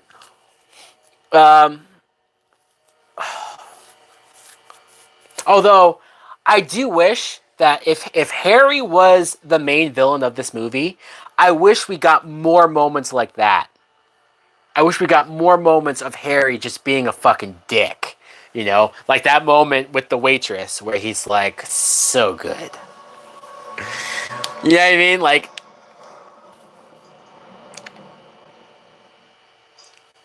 I never understood why Mary Jane was so jealous of Spider-Man in this movie. It doesn't make sense! Doesn't make sense. How are you going to be jealous of your boyfriend who's a fucking superhero? What are you jealous of? Are you jealous that you're not a superhero too? It's fucking stupid. I mentioned this earlier. Mary Jane should have been upset because she was worried for Peter's fucking safety and his well-being, and she doesn't want him to die. Not because she's jealous that Spider-Man is well-liked. Who wrote this movie? Oh, here we go. Strawberries. See? I actually wish Harry was like this the whole movie. Just delivering lines like that. James Franco being a fucking dick. And the idea of, here's a guy who is your best friend, who you kind of grew up with, who knows all of your weaknesses and knows the right things to say to piss you off. Couple that with Peter having the black suit. I think this movie could have been so much better if it was more about Harry psychologically trying to get to Peter, using their past friendship against him, and Peter having the black suit doing things that Peter normally wouldn't do either, right? I just stings, doesn't it? Yes. Ooh. There's so many Bully Maguire moments that I can't watch these scenes and not think of how much. Now see, Harry just hit his head again. Peter threw Harry's head up until the um, the balcony thing. Did he get amnesia again? Did he forget everything again? I mean, fucking hell, man. See, this fight scene should have happened much earlier. I don't know if I finished my point earlier about the only thing that would have made the scene of Peter kissing Gwen upside down in front of the crowd if he had already had the black suit. Because at least the black suit making Peter do that, at least that would make sense. There's so many things that they could have switched around and switched stuff around. That Peter being a dick and saying, no, you were an embarrassment to your father. He despised you. Oh, look at little Goblin Jr. Gonna cry? Yes! Yes! Bully Maguire at his best. I think it would have been shocking if Harry pretended that he couldn't remember anything. Ah, now that would have been interesting. If Harry was faking the amnesia. Hey, maybe. Now see, that looked like he just killed Harry. Peter said, I'm done. Run. Commit. Now, this is a weird moment because you have some women looking at Peter. How did Harry survive? Yes, exactly. Harry throwing the grenade. I have a daughter who loves Spider-Man. Who's she supposed to look up to now? How about you, dude? You're her father. Stop relying on Spider-Man to raise your fucking kids. And how about you do your fucking job? Holy shit. So, Eddie Brock just supposedly got the staff job because he photoshopped a picture of Spider-Man robbing a bank. What was it you said? That picture?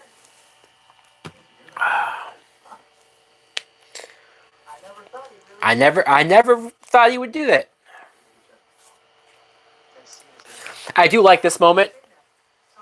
See, any dick move that Peter does is kind of okay because of the black suit.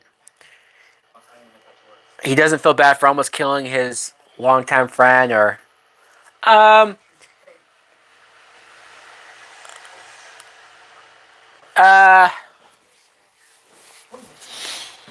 guess it's a fair point, but because of all the dick things that Harry Osborn has done, it's kind of like, well, but that's true. He doesn't know that Harry's not dead, right? As far as he knows, he killed Harry, right? I mean, at least from this point on, we think Harry's dead. All right, so now Eddie is begging Peter to not expose him. What are you doing, Peter? Tell us to your editor. Tell him to check his sources. Pictures are fake. Oh, does he have the real pictures of... Peter has the real picture. Yes. And I do like how angry Jameson is. You're fired! I feel like that's... Sorry, Spidey. Faker fired. You want forgiveness? Get religion. Oh, here we go. Ursula giving Peter cookies. And Dr. Connors. Look at Peter, like... that smile on his face. Because he's bored talking to Dr. Connors. That's... him eating the cookies? Give me some milk. And she goes to do it. Oh, poor thing. Hey, give me another cookie. She's feeding him the cookies and then she's excited because he's... Oh my god. You got any with nuts? I can make some. Go make me some. Go make me some. The way he's talking to her, he's such a dick. Okay, now here's the part where he's dancing. She's being so nice, I know. I do feel bad for her. Now, what's so confusing is that some girls are looking at him like he's a fucking creep. And then you have other girls who are looking at him and they're turned on? And here you have Betty Brant, who's... That's not the position I hired you for. Whoa! Whoa! Well, you have Black Suit Spider-Man just, like, taking down criminals, but... Yeah, Peter just flipped his hair back. Double the money. Ugh. So look at, like, that one girl was like, what? And then that one girl looked like she was into it. Jameson's reaction of Peter's feet on the table right now. And what is this? What is this? Is that cool? Is that like...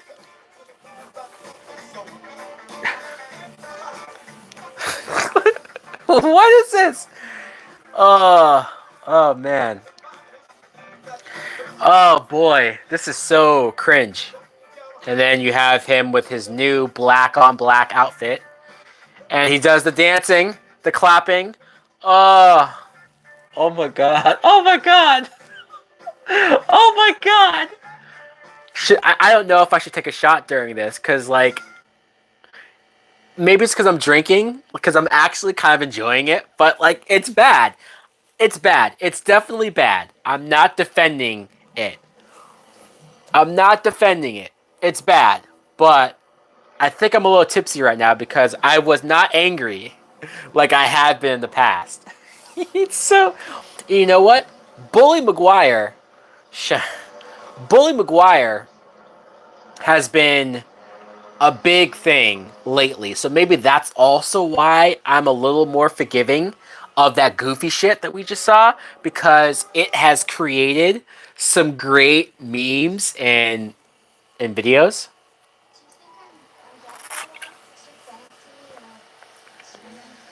All right, so now he's taking Gwen Stacy out, and Eddie Brock is seeing Peter and Gwen together. Is he just stalking Gwen? Like, there's no way he just so happened to be walking by.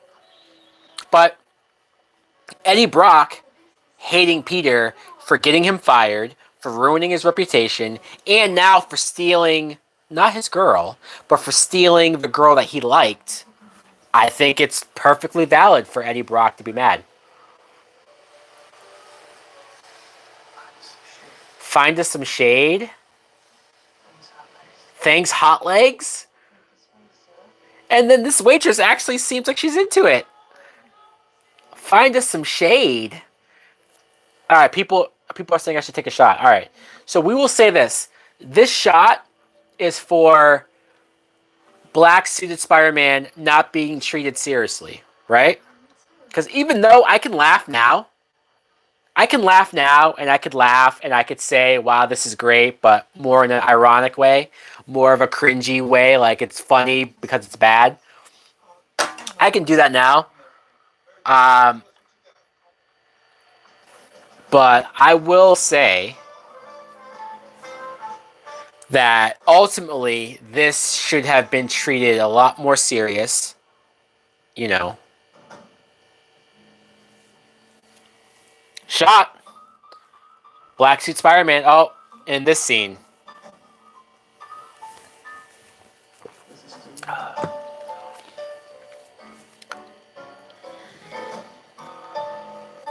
Peter is playing a piano. Why? Okay, this scene is terrible. I kind of enjoyed the whole him dancing and being goofy on the street. But him having this dance number in the club... You know what? I think I should take a shot for this. For this scene. Being shot. What do you guys think? I know I just took a shot, but... Should I do another one right now? Now dig on this. What? It's hilarious. Peter said Harry's gonna cry when he's the one that cries all the time. Well, but Bully Maguire doesn't cry. Regular Peter cries. But Bully Maguire laughs at people who cry. Bully Maguire spits in the face of people who cry. So, look at Gwen. Gwen is all about this. She's like, she has her leg on him. Look at this. Wow. like she has no idea that Peter's just doing this to fuck with MJ and piss her off. Now it's when he looks at MJ, I do like this moment for Gwen. When Gwen realizes that you're using me. Because Gwen actually seemed like she might have liked Peter, like actually liked him. And she goes to Mary Jane and says sorry. So, look, I'm not saying that this Gwen Stacy is perfect, but that's a very nice moment for Gwen. All right, I'm taking a shot. All right.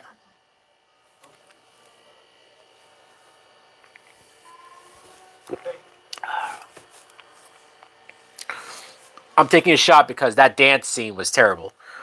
Yeah, I just took another one. You got it. All right, so here we have a bunch of the bouncers who... Yeah, is everything okay here, Paul? Uh-oh. Here we go. I want to know what you guys think of this moment. So Peter is fighting the bouncers, and he just hit Mary Jane. Fuck.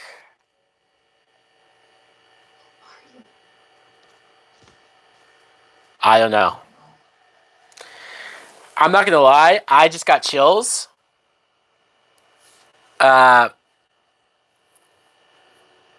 just got chills from seeing him hit her. I did not like that. As much as I said that Mary Jane has not been likable, has done some really stupid stuff in this movie, that was not cool. And I almost wonder if the black suit is enough of an excuse for him hitting her. Yeah, that was rough. Because the way she looked at him, like she was so heartbroken that this guy would hit her. You know? I bet you her father hit her. I don't know if her other boyfriends, like Flash, or I don't know if they hit her, right? But, like, I'm sure her father hit her. So, something about the look on her face when she was looking at him and said, "Who are you?" He didn't know she was behind. I know. That's the excuse, though, right? Is that he didn't know it was her. But my problem with that excuse, though, is that so he turns around and hits her. And then he stares at her, and he still looks angry for like 2 seconds longer than he should. And then he calms down and realizes what he did. It's not like he went like that and then said, "Oh no!" He hit her and then stared at her like, "You fucking bitch." And then he came back and was like, "Oh, I shouldn't have done that." You know what I mean? I don't know. So I don't know if I... All right, here we have the moment where Topher asks God to kill Peter Parker. I want you to kill Peter Parker. The idea of somebody going to church, and plus, earlier, Peter told him, if you want forgiveness, get religion. Imagine asking God to kill someone. I know. Alright, so I actually do like this scene. Peter at the church tower.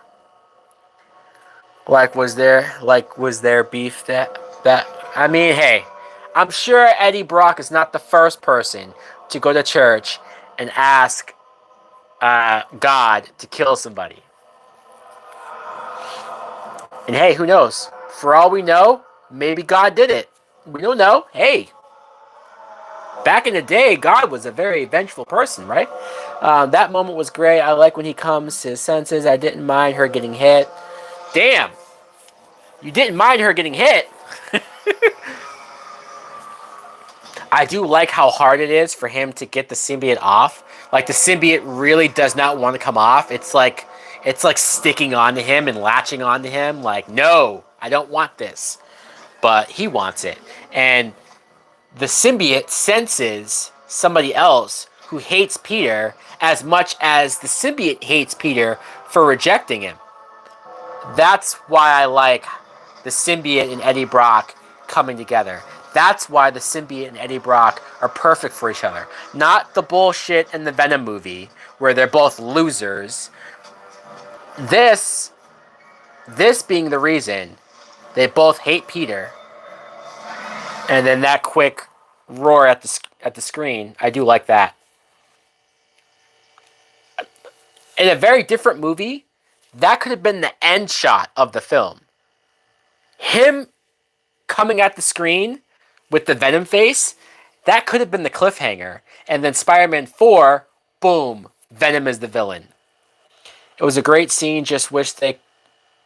Oh, yeah. Yeah, what sucks is that I don't think Venom says we at all in this movie, and that sucks. So you had the moment where Peter was taking a shower. He's cleansing the darkness off of him. And the doorknob just broke. Nice. Who's at his door? Aunt May. I don't know, guys. If I was Peter, I would very much not blame MJ for never wanting to be with me. You know? I don't care if I was fighting somebody else and I accidentally hit my girl. I would never forgive myself. Never. Never, ever, ever. I don't care if I was drunk. Especially if I was drunk. If you want to equate being on the symbiote as him being drunk or him being on drugs or I don't know, whatever would mess up your normal state, you know, I don't know.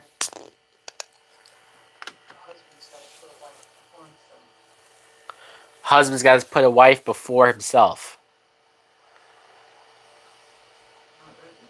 I'm not ready. Wow. Peter saying I'm not ready to get married because he fucking hit her. Yeah, you're not ready. Sorry, but she only stayed because the Spider-Man meat is really good. Ah, maybe you're right, dude. You might have a point there. Sandman was afraid of Venom. Oh, what? Because he teams up with him? Yeah, I don't like the moment where Venom teams up, or when Venom teams up with Sandman. It just doesn't really make sense. You know, that's where Sandman loses his whole argument of, "Oh no, my daughter!" But you're doing this whole big fucking thing, and you're participating in this girl being kidnapped, and like, what does working with Venom have anything to do with you trying to get money for your daughter? It's bullshit. In the Spider-Man 3 video game, they actually made sense by Venom goes and threatens his daughter. Venom says, if you don't do this, I'll kill your daughter. And Sandman's like, no! But, you know, I mean, like, at least it makes sense, though, right? Alright, here we have the moment where Sandman's about to punch. He thinks it's Spider-Man, but it's Venom. How does Venom... Oh, well, Venom knows who Flint is because the symbiote knows everything that Peter knows. The symbiote fought Sandman, so the symbiote tells Eddie Brock everything, right? Or they're now shared. So Eddie Brock knows everything about Peter, Spider-Man, whatever they've done, you know. Interested? See, and Sandman just shakes his head. Yeah. That doesn't make any fucking sense. He should say no. No, dude, like, I'm not a criminal. I'm not a bad guy. I'm doing this for my daughter. And Venom's like, oh, your daughter, huh? Well, how about I go pay your daughter a fucking visit? Okay, shit. I'll do whatever you want. Just, I don't know, give me something, man. Peter is being a creep, watching MJ in her window. Mary Jane, man, as many times as she's been in danger, you would think she'd close her fucking window. Green Goblin and his son, Doc Ock, Sandman, and Venom were all sympathetic villains. What? No. Eddie Brock is not a sympathetic villain. He's just an asshole. Green Goblin, you could argue, right? Because, you know, the goblin gas turned him into the Green Goblin, but now see, this part's weird. How did Eddie Brock know that Mary Jane was going to look for a cab? Like, he was just waiting outside her apartment in a cab? Yeah, the goblin, I'm not so sure a goblin is sympathetic, you know? Especially because, like, I know that Norman, it was a split personality thing. So if you're trying to say that good Norman is the sympathetic one, good Norman goes along with bad Norman. Like, he accepts bad Norman's plan and he fully embraces being bad. So I don't think Norman is sympathetic past that point. You know, he's conflicted and he doesn't want to do it at first, but then he gets to the point where he does want to do it, where he does want to be evil. He does want to hurt Peter. So I think Doc Ock is truly the most sympathetic villain, and Sandman, I guess, is second. Peter putting on his old costume, because you never should have took it off in the first place. I'm going to take a shot for how dumb it was that Venom knew where MJ was, or knew that she was going to ask for a cab. I'm just going to, because I just want to take a shot. So we're going to take a shot for that, all right?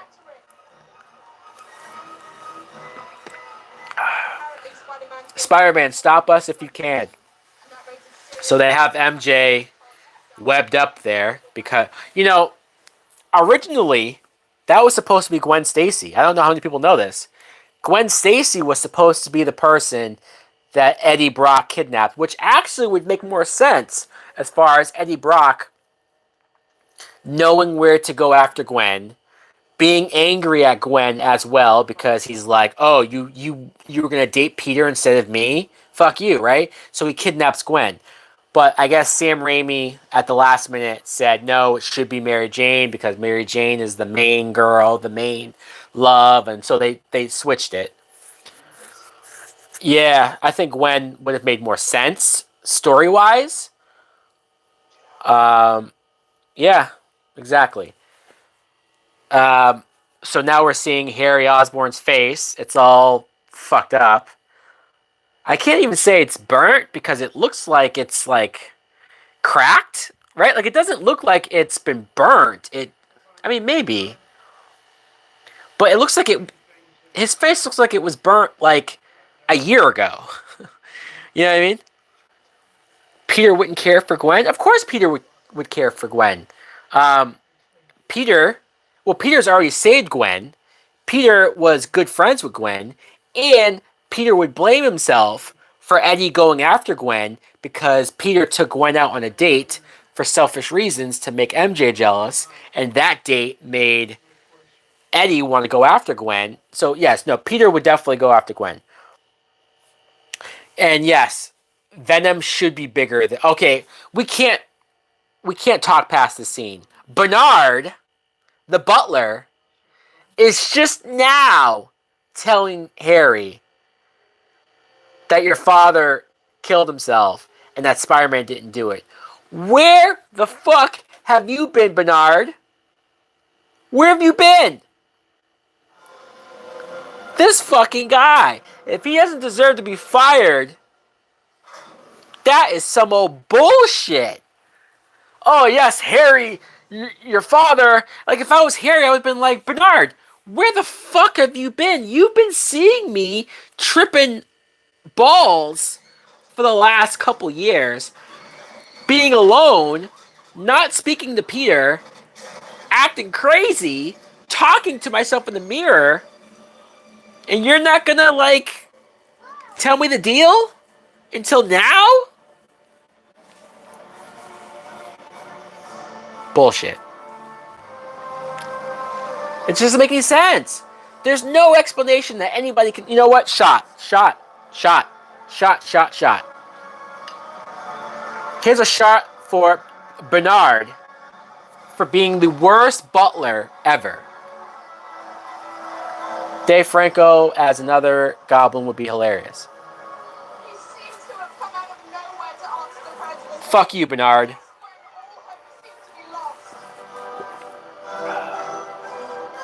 Ugh. We're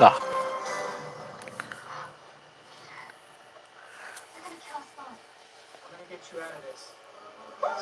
Watch out! His butler is the fourth villain. Yes, the Sinister Six. Hey there, Parker. Hey, Parker.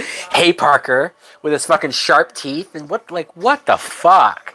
This is I Venom. know what I'm talking about. He said my spidey senses is tingling. If you know what I'm talking about, and then he grabbed MJ. That's come on. What was he insinuating there? Yeah, I don't like that Venom isn't bigger, like physically bigger than Peter. Find a way to settle this. Again, I know Sam Raimi was going for the whole like, oh, they're exact opposites as far as physicality and personality, but now Eddie's telling him, "Do you remember what you did to me?" This is a good motivational moment for Eddie Brock, where he says, "You took my girl. Now I'm gonna make you lose yours." Christopher Mintz-Plasse in Kick-Ass reminds me of Venom, of this Venom. That's fair. You made me lose my girl. Now I'm gonna make you lose yours. That's okay. So that's the only line. How's that sound, Tiger? Now he uses that line against him because the symbiote knows that Mary Jane calls him Tiger. So you have a couple of shots of Venom with the big mouth scream and whatnot, but it doesn't have the same impact because Venom isn't bigger and he doesn't have the large. I don't know. At the time, though, okay, that shot of CGI Peter Parker's face did not look great. I will say that one CGI shot. You can't do CGI of a person's face that up close. That doesn't really work.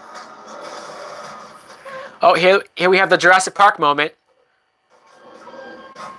where the truck is about to fall into the other car and she has to jump out, just like the tree moment, if you guys remember Jurassic Park.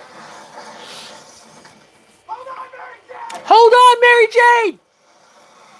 And here comes the giant Sandman, which I believe we're going to be seeing a version of giant Sandman in No Way Home. I think this version of Sandman we will get in No Way Home. I don't think he'll be as mountain-like. Was Mary Jane also a pitch? Or are you saying a bitch? Was Mary Jane a bitch in the comic books? No. Mary Jane was very much the cool, hot, popular girl that Peter never should have gotten with, or never should have had a shot with. But because she was a good person, or she was a non-judgmental, a non-superficial person, she gave Peter a shot and fell in love with Peter. No. Mary Jane's, thank God for Harry. The only conflict, well, not only, I shouldn't say that because I haven't read every single comic book, but the biggest conflict with Mary Jane in Spider-Man was that she was worried about him. She didn't want him to be endangered, which is what I thought they were gonna do in this movie. But no, they made Mary Jane fucking jealous. This female reporter, she killed herself in real life. I know that's awkward. I don't want to bring the room down, but I read that a while ago, and I was like, oh man. So now you have the whole audience watching. Look, Sandman, innocent, sympathetic. I'm not a bad guy. I just have bad luck. Sandman is trying to kill Spider-Man. Like, he's no longer sympathetic.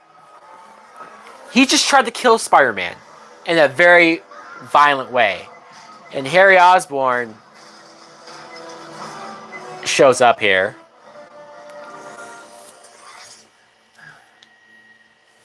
See, I feel like you still could have had this moment where Harry finds out that Peter, like, finds out the truth. Like, you could have had Harry be a villain for the whole movie, and then you come to the same conclusion of Harry and Peter versus Sandman at the end. I just feel like Venom gets shafted. Um, this is a cool battle, I guess. It's almost hard for me to fully be into it because I'm too angry of how Venom's being used. I do like this moment of Jameson having to buy a camera from this little girl. $100 for the camera. Films extra. Has Toby retired from acting? I don't think so. No. In fact, I think he was in something. He just hasn't done a lot of stuff. I think he's made so much money from the Spider-Man, at least Spider-Man 3. I think he got paid a lot of money that where he hasn't had to act for all of this time. And if he is in No Way Home, he's probably going to get a nice check for that.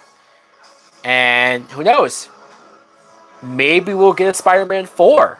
Hey, give Toby a big paycheck for Spider-Man 4. Why not? Bring back Kirsten Dunst. Oh, before No Way Home. I don't think so. I think he just doesn't... I think he just acts when he wants. I think he just shows up in movies when he wants. There you go. He has a movie coming out next year. That's what I thought. I thought he was doing something recently. I love how you have a shot of the cops clapping for Spider-Man. Like, you're New York cops. Do something. I do like this moment. Where Peter just saved MJ, swung her away. He asked if she was okay. It's just the way how they play that, where he says, "Are you okay?" And she takes a second before she says, "Yeah." And then he says, "Good." But it's such you could tell their relationship has changed. You can tell that she doesn't look at him the same. And you could tell that he gets why. Yeah, the New York cops are useless. They're just sitting there. The cops are all just standing there clapping for Spider-Man. Do your fucking... Spider-Man's not getting paid.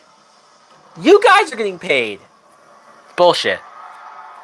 Alright, so Sandman just died, I guess. I mean, he didn't really die, but he fell. I would love a Spider-Man 4. Absolutely. Now, here's a pretty creepy moment with Venom, where you're just hearing his screams, and you can't see him. Toby's looking around. You see some shadows, and then he takes him from... I remember that was in one of the trailers. Or maybe one of the TV spots. Now, imagine if Venom was fucking huge, and you had that same shot of him just fucking taking him. I do like Venom saying, "I like being bad." Yeah, I agree. Or, no. But what he should say is, "We like being bad." I know it might be nitpicking to complain about him not saying "we," but... And I like that Peter is actually relating to him, saying, "I get it. It feels good. The power." But see, he said, "I like being bad." But we like being bad. It makes us happy. That's what he should have said.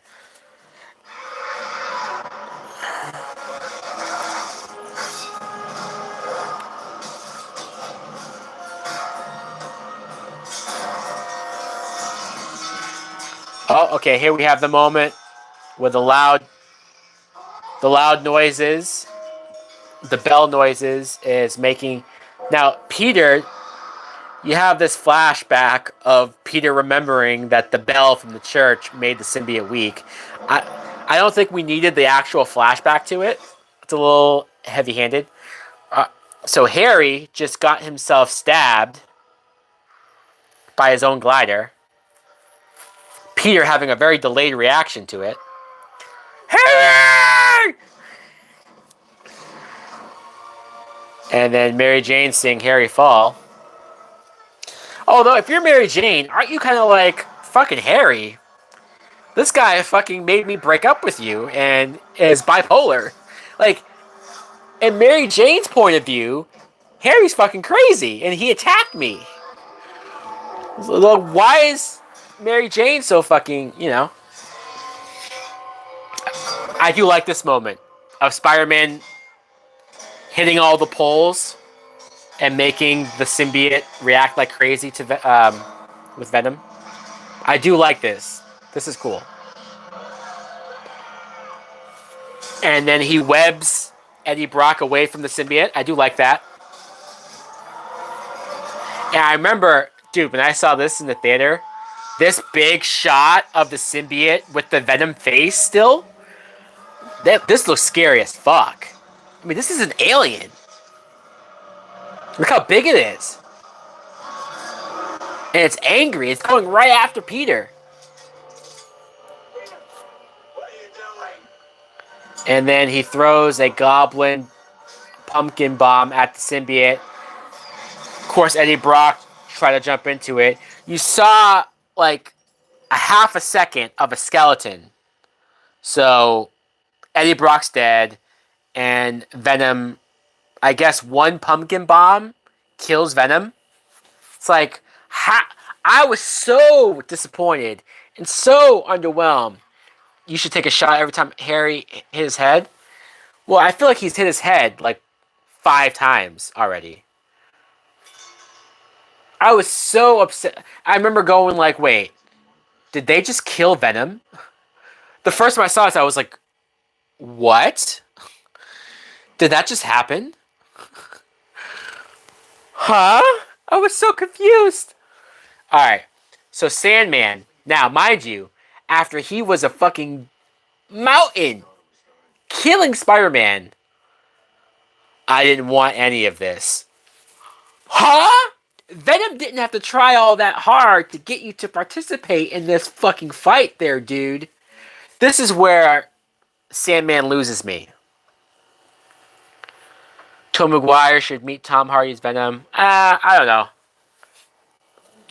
I think if we got a Spider-Man 4 with Tom Maguire, I'd rather Toby fight somebody else. No Venom, no, like, I think we should introduce Black Cat into the Tom Maguire movie. And maybe Dr. Connors is Lizard, like his Doc Connors. Alright, so now Sandman is telling Toby the real way that Uncle Ben died. So apparently it was a freak accident. So the whole reason why Peter Parker became Spider-Man is because he blamed himself for his uncle dying. It was his fault. Now you're basically saying that it wasn't his fault because this guy had a gun on Uncle Ben, and it was the robber who came out and like patted Sandman on the back. He accidentally shot Uncle Ben? Give me a fucking break, man. I'm taking a shot on that one. Fuck you. Like, why? Why? Why? Bullshit. Bullshit. Take a shot. Andrew could have fit better in Venom's universe. I agree. Tom Hardy's Venom. Yeah, if you said he was in Andrew Garfield's universe, I actually think it makes sense. Even the way that the universe looks, the way how the Venom movie looks, I agree. Spider-Man 3 was a letdown. Like, hell yeah, Brandon. It's a huge letdown. Let's take a shot for how stupid changing Uncle Ben's death was.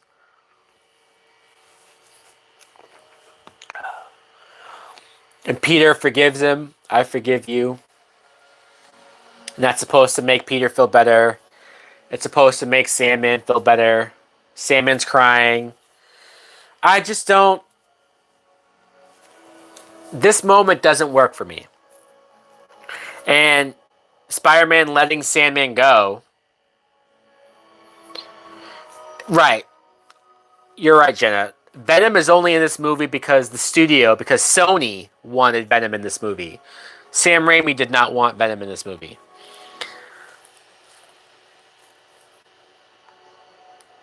That whole time, and Harry Osborn's not dead yet. Mary Jane is crying. Did she ask him, like, hey, maybe that whole time that Sandman and Spider-Man were talking, maybe Mary Jane was saying to Harry, like, hey, what the fuck was all that about? Like, you showed up to my apartment and fucking grabbed me by the throat and forced me to break up with Peter? This is still my favorite of the trilogy. This is your favorite of the trilogy?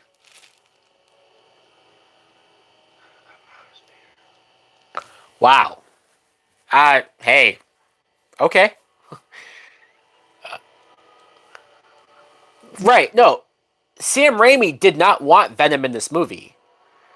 Um, the producer, Avi Arad, this is why I don't like Avi Arad, who's the producer at Sony. He produced, you know, he made Sam Raimi put Venom in this movie. Where Sam Raimi was like, no, I don't want this.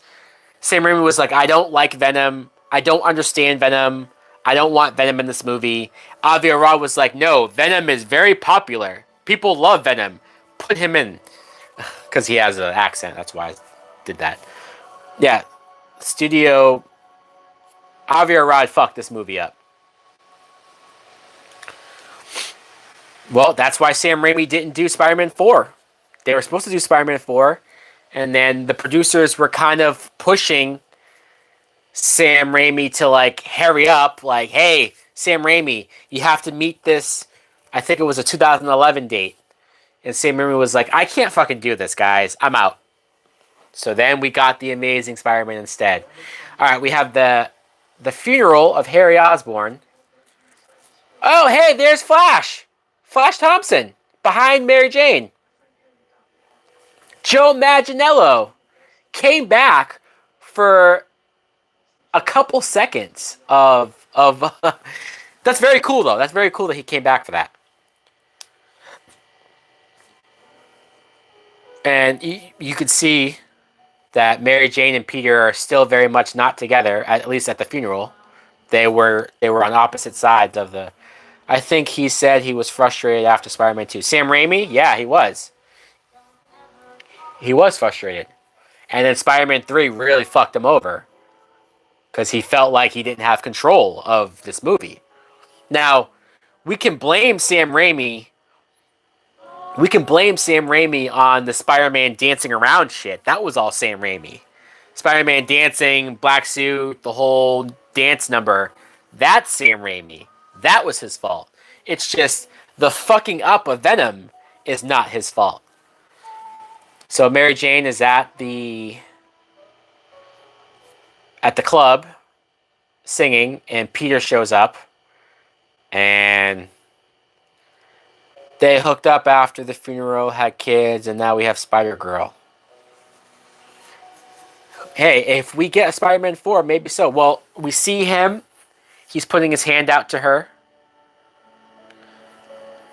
And for all intents and purposes, she shouldn't give him her hand, but she does. That's true. Jenna makes a good point. Peter should be banned from this club. As soon as he comes in, those bouncers should be like, get the fuck out of here, dude. You attack people. Now they're hugging each other.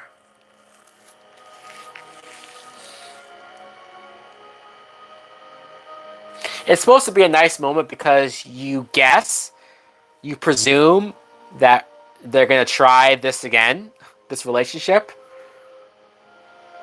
But at this point, Mary Jane doesn't know about the black suit, so she just thinks that Peter was an asshole for like a second. But hey, she still forgave him.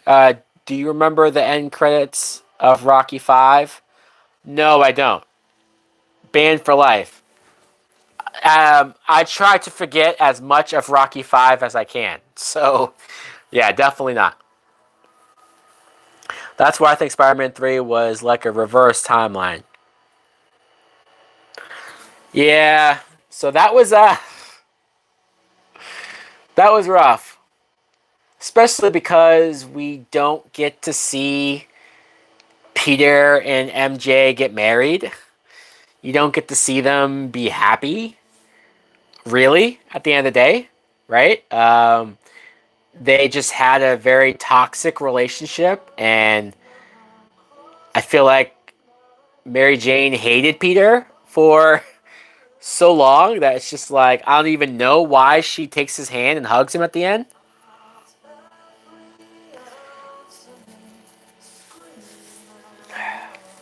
Yeah. It's a frustrating movie, you know. I don't hate the movie as much as I get frustrated watching it. Because there was so much wasted potential, you know. Think about it. If Spider Man 3 was great, if Spider Man 3 was at least as good as Spider Man 1, I'm not even saying it had to be as good as Spider Man 2, because I know that's a big ask. That's like saying Dark Knight Rises had to be as good as Dark Knight. It's like you can't ask a movie to follow up a really great film. I mean, in old pictures from all the previous movies, in no way. It would be cool. But, fuck. Man. That was, yeah, that was something. It was a movie. It was a movie. I do believe this is the song by Snow Patrol, right? Either way, I do like this song that's playing in the end credits. They don't even have a final web swing scene. Yeah, I guess so, huh? The first movie ends with him webbing away from the American flag. The second movie, he's webbing through the city with the police flying behind him, and then Mary Jane, it cuts to Mary Jane looking sad. They don't have that. Yeah, that's true. Snow Patrol singing Signal Fire. Yes, thank you for that.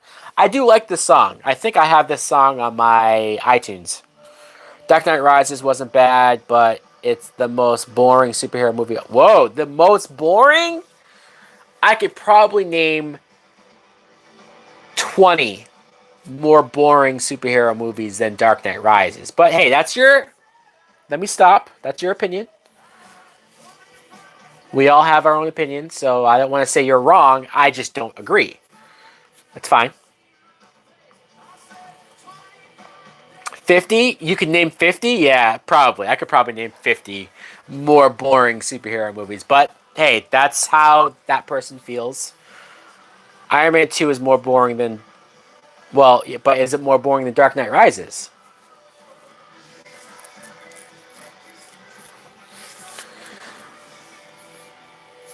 I guess, you know, I don't know if I would have wanted this movie to end with another Spider-Man swing scene. I mean, I know it would have been uh, tradition, right? The first two movies did it. So Iron Man 2 was better than Spider-Man 3. I would probably agree with that. I would probably agree with that.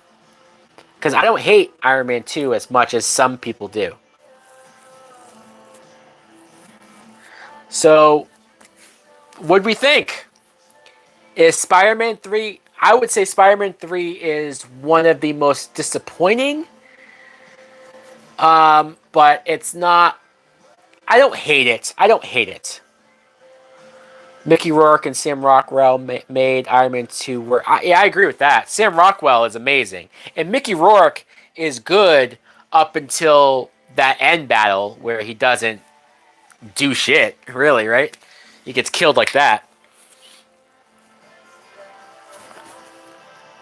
Oh, you meant... Okay, I see. I see. I don't know. Because I don't think Iron Man 2 is boring. I just think it just has a couple of issues, you know. Well, that is the end of the credits for Spider-Man 3. We did it. We finished the trilogy. We have watched all three of the Sam Raimi, Tobey Maguire, Spider-Man 3. Um, Sort of like Thanos, yes, with one snap, dead. Killed 50% of all living creatures. Holy fuck. One of these days, I'm going to do a Marvel MCU live watch. Fantastic Four movies now. Ooh, well, after this, I'm going to move on to the Amazing Spider-Man movies. God help me. Um, because we're building towards No Way Home. Right? So, but I'm sure one day I'll do Fantastic Four. Yeah. Oh no, my eyes for that. So, if anybody has some questions before I end the stream, if anybody wants to talk a little bit more about Spider-Man 3, or if you want to talk about Spider-Man in general, um, I still hate this movie, but I enjoy the stream. Oh, well, thank you, Shadow Bear. Yeah, I don't hate this movie. I don't hate this movie. I just get frustrated watching this movie because the first two movies are so goddamn good. Imagine if this movie was good. Even if it wasn't great, if it was good, then this might be one of the best trilogies of all time. Do you get what I'm saying? But because the third movie has so many problems and has so many issues and has so many things that even I can't defend, well, it's sort of, and it's one of the things whenever people talk about the Sam Raimi trilogy, they always shit on Spider-Man 3, and it's like I can't even defend it. Have I seen Scream 2? Of course I've seen Scream 2. I say we need an older Peter Parker. You know, if they did do a Spider-Man 4 now with Tobey Maguire, you would have an older Peter Parker, and I would love to see what that would be like. You know, because obviously the movies always want to reboot him back to high school. We've had that 3 times now where they start a Spider-Man movie and he's in high school. We always go backwards. It'd be nice to have Toby come back. Toby was offered to play Timothy Oliphant's role, but turned it down. For Scream 2? Wow. I can't even picture Tobey Maguire doing Scream 2, but I don't know. Maybe him as killer. Maybe that would be interesting. I don't know. But yeah, if we did Spider-Man 4 now, and you had Tobey Maguire, maybe he can be a teacher, like in the comic books when Peter is older. Will you be including Civil War because it has Spider-Man? No, I will not be doing the Tom Holland Spider-Man movies, just only because double feature stream. I will not be including the Tom Holland movies only because I want to save them for when I do a MCU watch.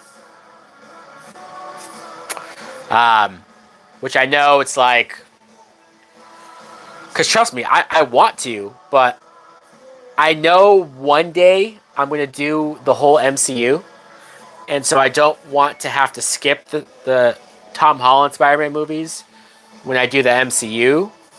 So I'm going to save the Tom Holland movies. He was my favorite Ghostface along with Matthew Lillard. Huh. Who, Timothy Oliphant? More than Billy? Billy is still my favorite Ghostface. Just because of how fucking crazy he was and how much he was like, I don't know.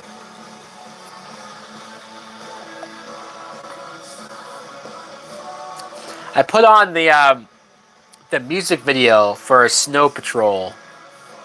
Signal Fire, because it's on the Blu-ray, and it's actually pretty cool. It's a bunch of kids doing a play of the first two Spider-Man movies. It's actually pretty cool.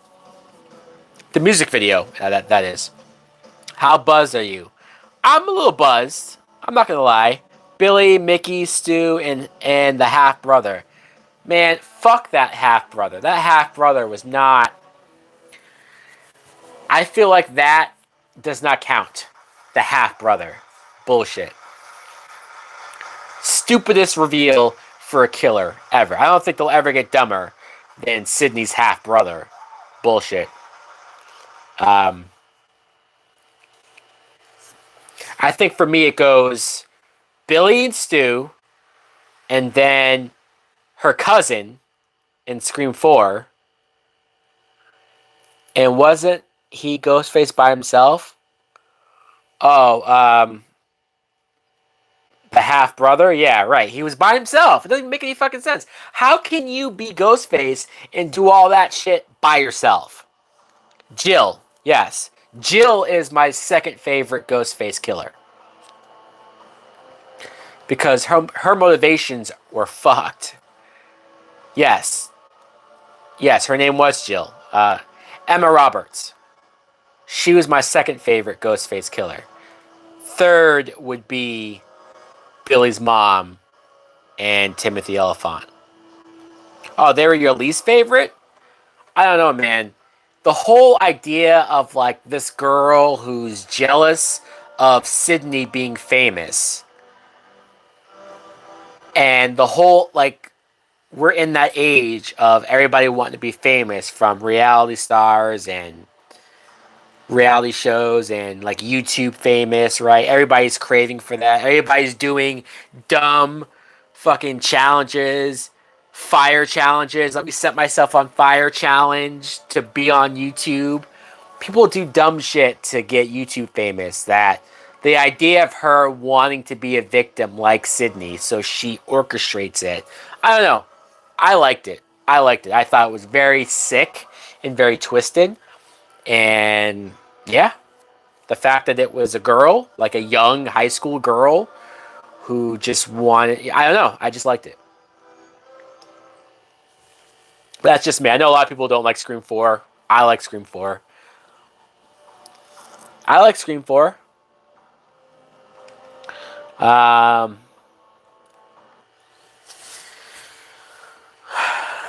all right.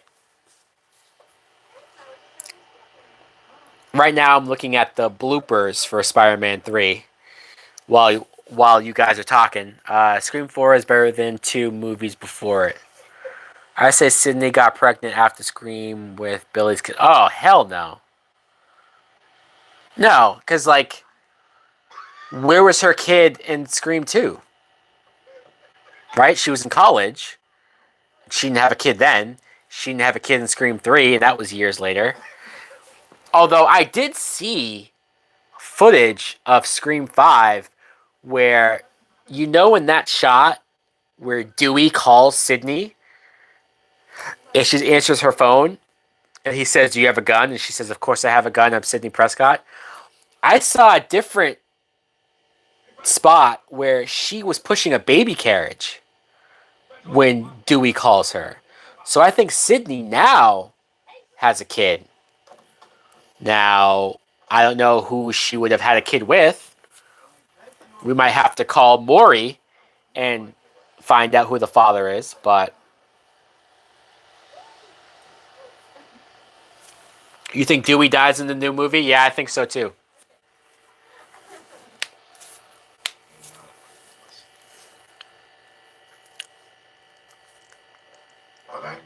Avenge me! I'm seeing Willem Dafoe doing bloopers of him talking to the mirror. That's hilarious. I love that he just showed up for one day just to be like it's almost like he wanted to make sure he's in all three movies. She could have gotten pregnant after Scream 4. Definitely, she could have. Yeah, I just don't know who with who. Could Randy have faked his death with no. No, no, no. Randy's dead. Randy's dead. No, no, no, no. I don't think they'll do that. Especially since Scream 3 already had the posthumous video that he left and his sister found. It would be too fucking weird if they're like, oh, by the way, Randy's alive. No, it's like, all right. As much as I didn't want Randy to die, I don't want them to bring him back. You know, like that's stupid.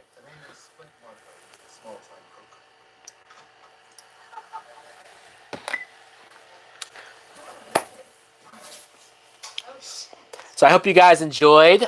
Who knew Randy had a sister? I know that was random as fuck, right? Talking about Scream, I can't wait to do a Scream live watch. Who returns for Scream besides the original three? I think that's it. Who else is still alive? I think Sandman's storyline is very good. She was in Scream 3. Oh, you think Randy's sister comes back? I don't know. Maybe.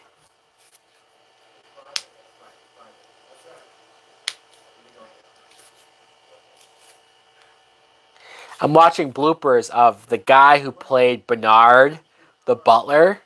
And mind you, he has like one line.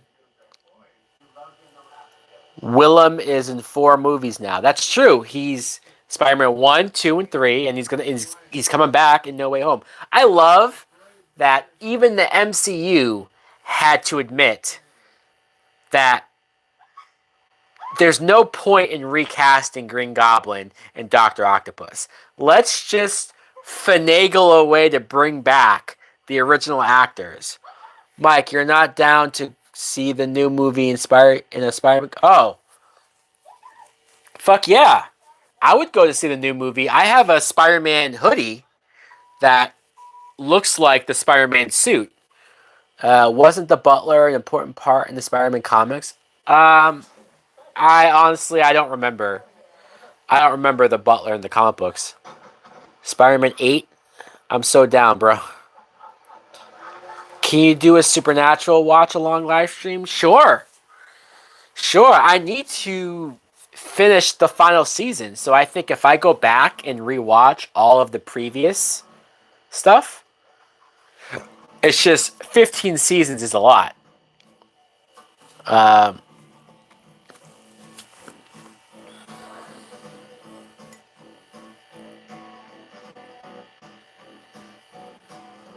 yeah, if I wanted to do a Supernatural watch along, we need the Butler spinoff. Fuck.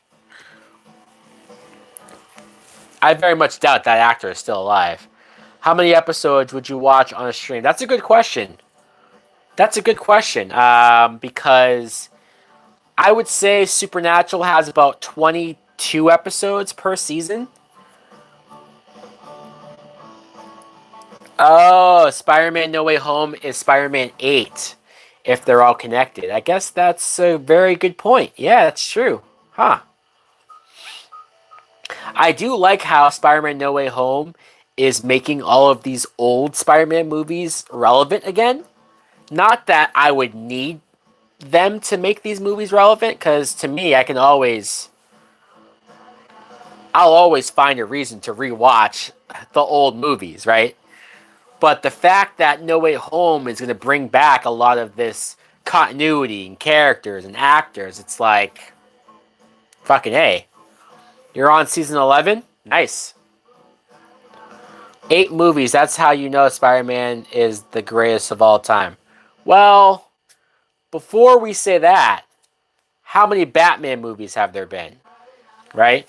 You had the original 4, you had the 3 Dark Knight, which is 7, and then you had Batman vs Superman 8, Justice League, the Batman with Pattinson's coming out. Come on, hey, Batman's always number 1, and then Spider-Man's my number 2. But that's just me.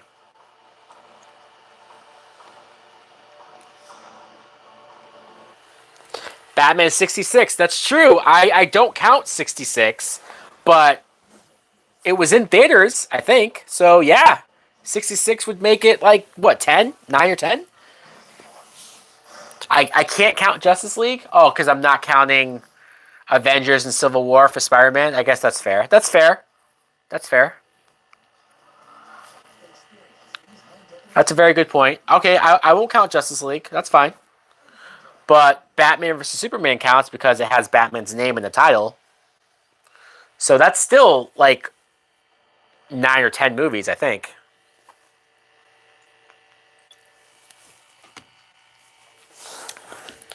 But the Batman movies aren't connected. Well, ask the Flash. Ask the Flash movie if they're connected. We need a Friday the 13th Justice League meme movie. What? I think the Flash bringing Michael Keaton back is about to make those movies connected, if you ask me. So, just saying. Just saying. But we'll find out for sure whenever, 2023? Is that when The Flash comes out? We gotta wait a little bit for that. Jason meets Batman. Well, okay. At the very least, Batman Mask of the Phantasm was in theaters. So you could argue that that counts too. Did you believe Henry Cavill come back? Do I think he'll come back as Superman? Honestly, it's been so long, and I feel like Henry Cavill talks about it so much. Do you think your stream will still shit itself for the game? Okay, so as far as the game stuff goes, I actually did a test stream yesterday, but it was private, so nobody could see it. It was just me, like, on my own. Only I could see the video. Yeah, I was supposed to play because I have the Resident Evil 2 remastered game, and I was gonna live stream that, but after about 2.5 hours, the stream crapped out and did the whole blue screen thing. So I don't know. I don't know what the fuck to do about it. Honestly, it sucks. Do you think we'll see Affleck, Keaton, Bale, Kilmore, Pattinson, and Clooney in one movie? No. No, no, no. I don't think we're ever going to see Clooney come back as Batman. I don't think Clooney doesn't give a shit about playing Batman again. Bale, I don't know. Bale, I can't tell. He might show up, not in the Flash, but like I could see him being open to it. Um, Val Kilmore, I mean, he's so. I don't know. I don't know because of his throat cancer. I don't know if he could do it.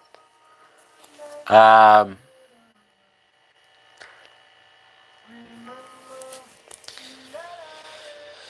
yeah. So, but obviously, we're getting Keaton. We're getting Keaton and Affleck as Batman in one movie, which is weird because it's for the Flash. But we're getting two Batman in a Flash movie. Unpopular opinion: Batman and Robin is funny. Oh hell yeah!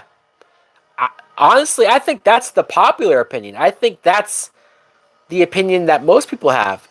That movie's hilarious. It's just hilarious for the wrong reasons.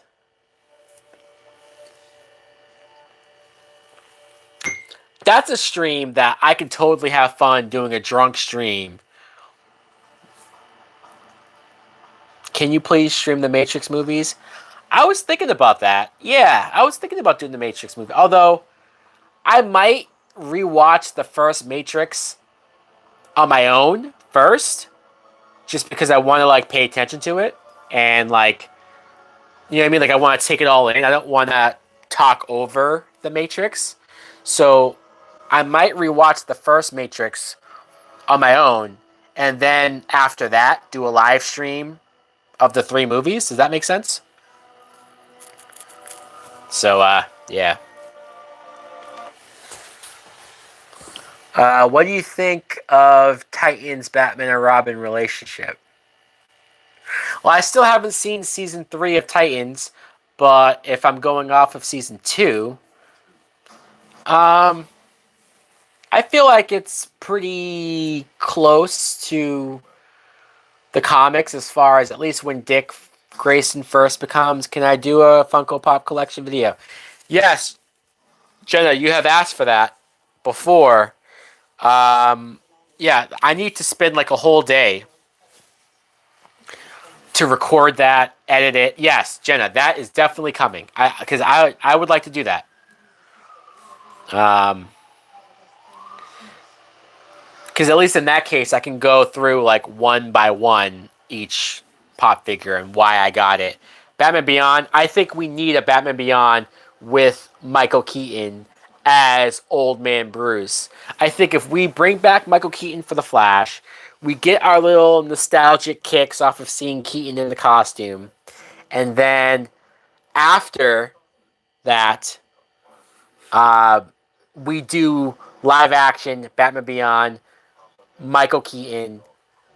Let's go. Let's go. I want it. Shadow Bear, yes. I just said I am thinking about doing the Matrix movies. I just said that I want to rewatch the Matrix, the first Matrix, on my own so that I can pay attention to it. Because it's been a while since I've seen it. And then maybe after that, I'll do a live stream of watching the movies so I could talk about it. Can you rewatch Batman the Animated Series? That would be cool. That would be cool. Any excuse to rewatch Batman the Animated Series. Who's the most likable Joker? The most likable Joker? So you're not saying who's the best Joker, you're saying who's the most likable Joker? Okay, so I think Heath Ledger is the best Joker, right? But I think Jack Nicholson is a more likable Joker. Because Jack Nicholson's a little more goofy. Like Heath Ledger, I'm scared of him as the Joker, right? Like I would not want to be near his Joker. Whereas, yes, Jack Nicholson's dangerous too, but he's more jovial, he's more goofy, he's more bubbly, and he sings and dances. And do you know what I mean? Yeah, he'll probably kill you when he gets bored of you, but at least you'll have fun with the guy first. Whereas Heath Ledger will torture you and terrify you, like what he did to the Batman to the fake Batman. Can you imagine the torture that he put that guy through? I don't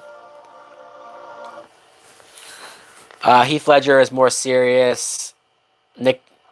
Nicholson is comical, right? Yeah, and Joaquin. Oh, okay. So you're saying Joaquin because he's more sympathetic? Yeah, yeah, I guess so. But I don't. Yeah. I guess Joaquin is more sympathetic. I still think Nicholson is more fun.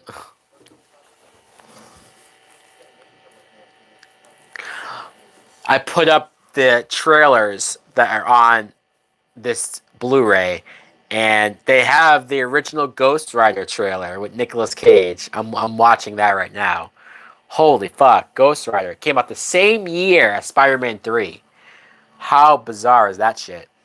Do we need to sympathize with Joker though? No, we don't.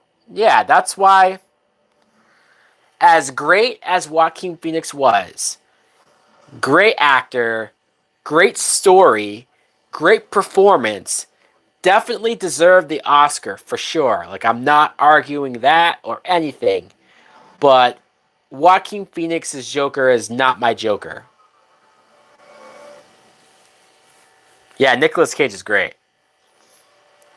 I'll watch Nicolas Cage in anything just because it's Nicolas Cage. Oh yeah, I forgot Wes Bentley was the fucking villain. Holy shit. Man. Eva Mendes, huh? Holy woof. Hoofa. Nicolas Cage as the Joker. I actually, you know what? Now that you say that, I kind of want to see what that would look like. I'm not saying it would be good, but man, with those.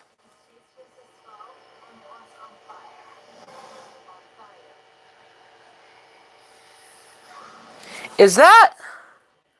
Have I seen Gone in 60 Seconds? Yes, I have. That's a fun movie. Okay, do you guys remember the scene in Ghost Rider where the fat emo girl, the goth girl, is talking to Eva Mendes, and she's like, "Yeah, his head was on fire," but she's really like awkward looking. Was that fucking Fat Amy from Pitch Perfect? That looked a lot like Fat Amy. What's her name? Angelina Jolie is a goddess. That's the girl. So that is the girl from Pitch Perfect. Because it's so funny because I remember that scene and that emo girl doing that, but now going back, I'm like, that was Fat Amy. Rebel Wilson. Okay, thank you. I don't know why I couldn't remember her name. Fuck, Rebel Wilson. Wow, that was such a. You guys ever go back and rewatch an older movie and recognize actors who are now more famous, but back then they weren't? And you're like, holy shit, that's so and so in this small bit part. It happens to me a lot.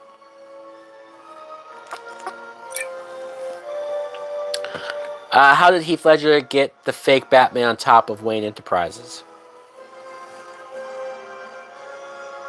On top of Wayne Enterprises? I don't know what you mean. Did he have him? Oh, you're talking about. Oh, you're talking about when he drops him. That. Why do you have to ask question? Who cares? It was a cool, creepy moment, and Nolan shot it in such a good way. When did you start getting into movies seriously? Probably my senior year of high school. My senior year of high school, I took media class, and my teacher, Mr. V, um, he's too drunk to remember. I'm not that drunk. I'm tipsy. I'm tipsy and buzzed. I will give you that, but I'm not. I don't know. Am I drunk? I don't know. You guys tell me. Do I sound drunk? I think I'm doing all right. Jason Segel and Clea Duvall and Can't Hardly Wait. Are they in that movie? Okay, focus. So, senior year of high school, I took a class called media class, and my teacher talked about movies in such a way that was so fascinating. He broke down the process of making films, writing, producing, uh, getting money together, getting the studio. We watched so many movies with the director commentary to understand the process of it. And up until then, I'd never thought about movies in that way. To me, I would go see a movie in the theater, a popcorn movie, right? And I just was like, hey, cool, that was fun. Move on with my day. Up until then, movies were just movies, whatever. But after his class, I totally got sucked into like characters and relatability and plot and if stuff makes sense and stuff that gets set up, plot lines that get set up and paid off, like actual storytelling techniques. I actually paid attention to that. And I think that's when I started to discover like Quentin Tarantino and Robert Rodriguez and, you know, just certain movies that had style to it and going outside the box. I remember he made us watch El Mariachi with the commentary, and it's just like hearing how Robert Rodriguez made that movie with like the smallest amount of money and how he made it work though. He used certain techniques to make it work. I mean, I don't know. Yeah, high school senior year of high school, and then after that, can you please do Shadow Bear? Did you? Are you not? Okay, Shadow Bear. Third time. I will answer this for a third time. I do plan on doing a Matrix stream, but I said I want to rewatch the first Matrix on my own so that I can pay attention to it, because it's been a long time since I've seen the Matrix. And then after I rewatch the Matrix on my own, then I will do a Matrix live stream. But right, so I will definitely do that before the new movie comes out. It's in the works.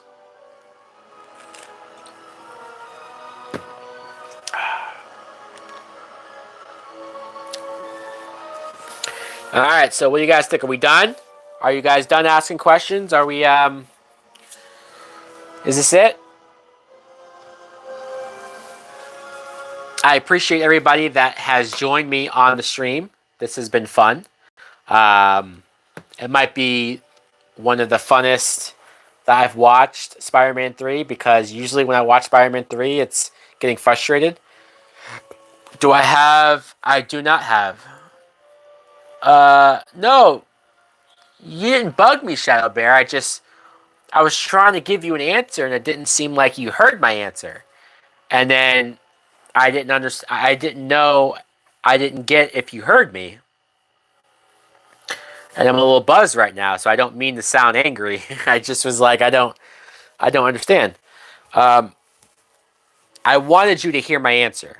It's very important that you hear me, because I know you're always there for every live stream. You're one of my dudes. So I just wanted you to hear me. All right. Any more questions before we check out? I do like this the cover to this. I like how it's both spider suits. I mean, it's not the most creative, I guess, cover, but here you go. I do wonder if Kirsten Dunst read the script for this and said, "Man, Mary Jane is so unlikable. When can we expect the next stream?" 2000 nostalgia cover. You know what? There is a part of me that likes the simplicity of this cover, because I feel like, as much as I love the MCU, most of their Blu-ray covers is like 20 characters all over the Blu-ray, and it's like Iron Man, Cap, and it's literally 20 characters. And don't get me wrong, it's cool, it's great, I love it. I love the MCU, I love it. But there's something about a plain-looking Blu-ray. They are, yeah. DVDs are dying out. You ever go to a Best Buy now? It's fucking depressing. Their Blu-ray section, it has shrunk down to nothing. They don't even have aisles of Blu-ray movies like they used to. They just have like one little fucking stand of movies. It sucks. Will you do Spider-Verse? Yes, I will. I will, absolutely. Yeah, most people buy their movies on digital.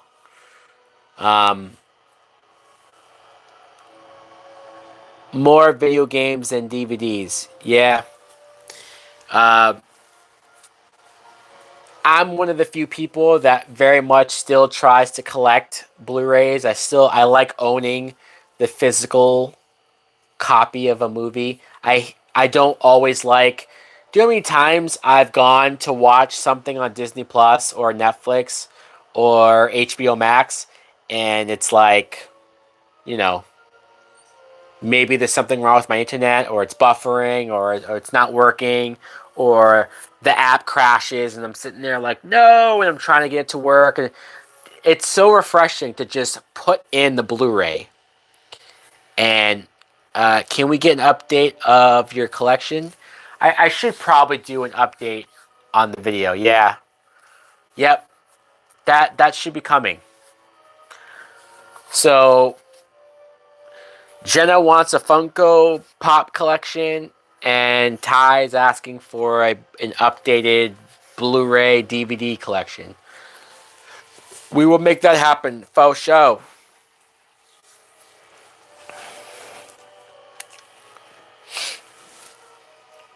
So I don't want to end this on a Spider-Verse is a chef's kiss.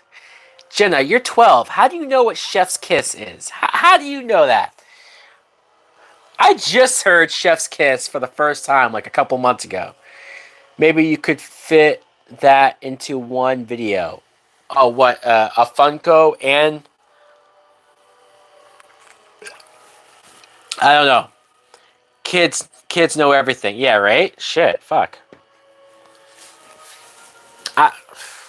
If I was 12 today, I don't even know. I don't even know what type of shit I'd be, I'm glad that I grew up in the 90s because I feel like I can appreciate certain technology now.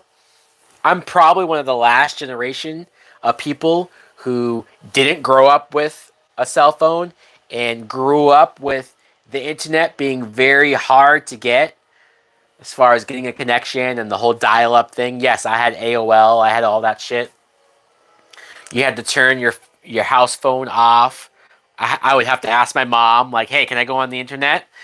And I'd take the house phone off and use dial-up, and I can only be on there for like an hour or so before she needed the phone back on. God damn it. Yes, 90s and early 2000s, that was my shit. Dial-up was stupid, but what are you gonna do? That's all we had. There was nothing else. Nowadays, kids are just like, what do you mean dial up? I can just go on my fucking phone and look up anything. It's so easy.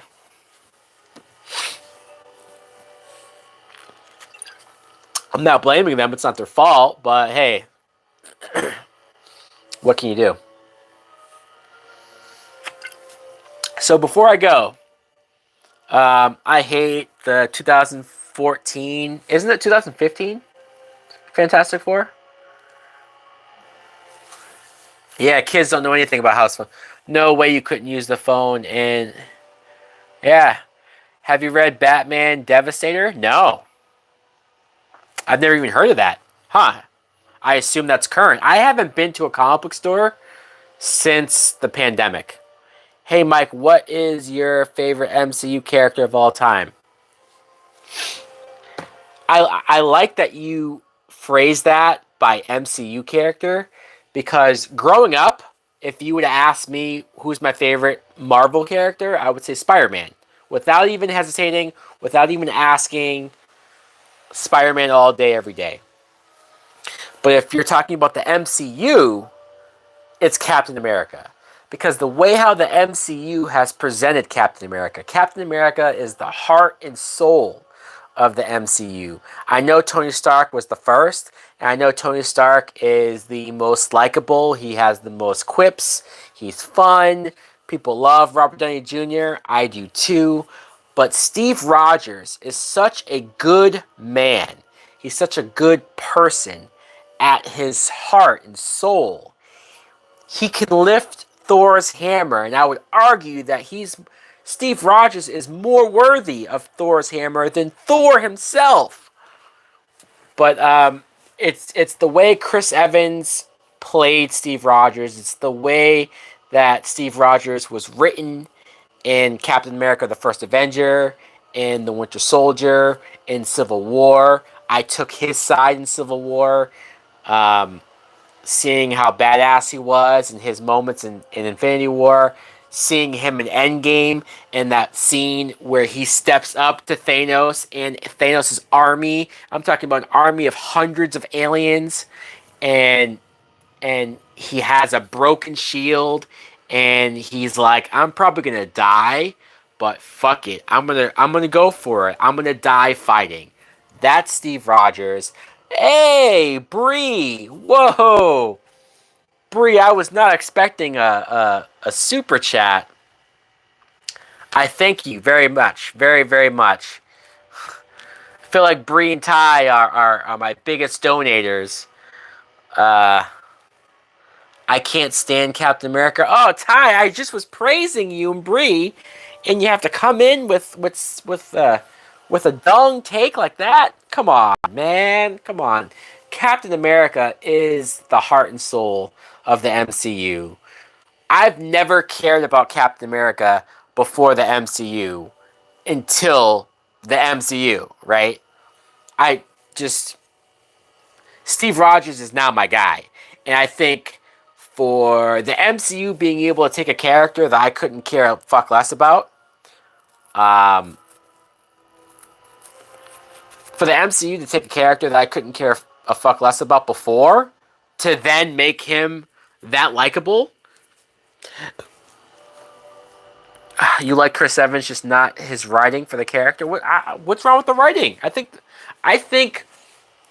the MCU did a for everybody that says that Superman is impossible to make a good movie of today because he's too much of a Boy Scout or he's too powerful, this and that. Captain America is too much of a Boy Scout, at least in the comic books. And the MCU made him relatable, made him likable to me. To me, if you guys don't agree, that's fine. You don't think Steve Rogers was more serious? I think for as goofy as the MCU can be, and that's not a complaint, but if you look at movies like Guardians of the Galaxy, Thor Ragnarok, some of the Avengers films, and for Chris Evans to be more of a comedic actor when you see him in other stuff, I don't see how Steve Rogers could be more serious. I'm actually surprised that they've never made Steve Rogers really make jokes. Steve Rogers doesn't really make jokes at all. When he pops up, he's serious. Him saying language is him being, he's not making a joke. He's not saying language to make people laugh. He's saying it because he doesn't want Stark or whoever to swear. But once again, that's just me. What do I know? Oh.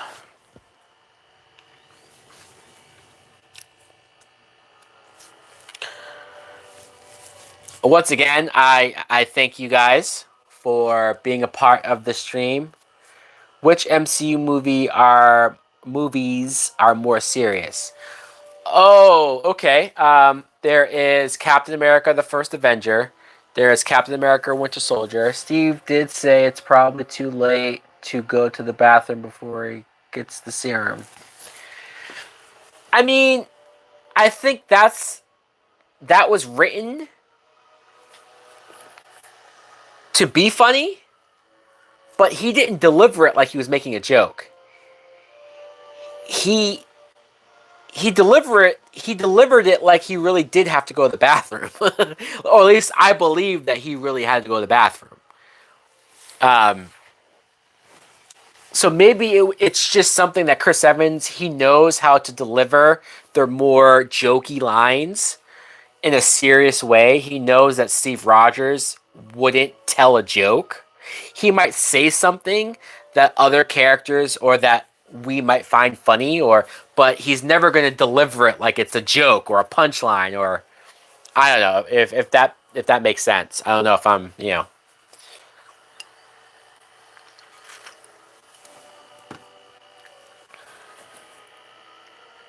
mean, come on. In Winter Soldier, when Steve Rogers says, "Before we get started, does anybody want to get off of the elevator?" Come on, right before he kicks all their asses. I mean, come on. Steve Rogers is my guy. He's my dude.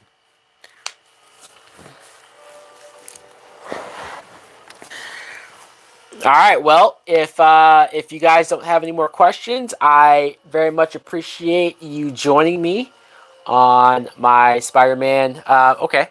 Which MCU movie is darker? Um,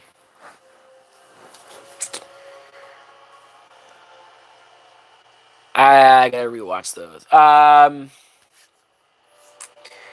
mean, it's tough because I feel like even if a lot of the MCU movies has quote jokey moments, um, they have some dark moments, right? So I think that's what the MCU has been able to do so well, and what I think the DCEU. I don't want to be that guy. Oh, he's gonna tear down the DC movies to build up the Marvel movies.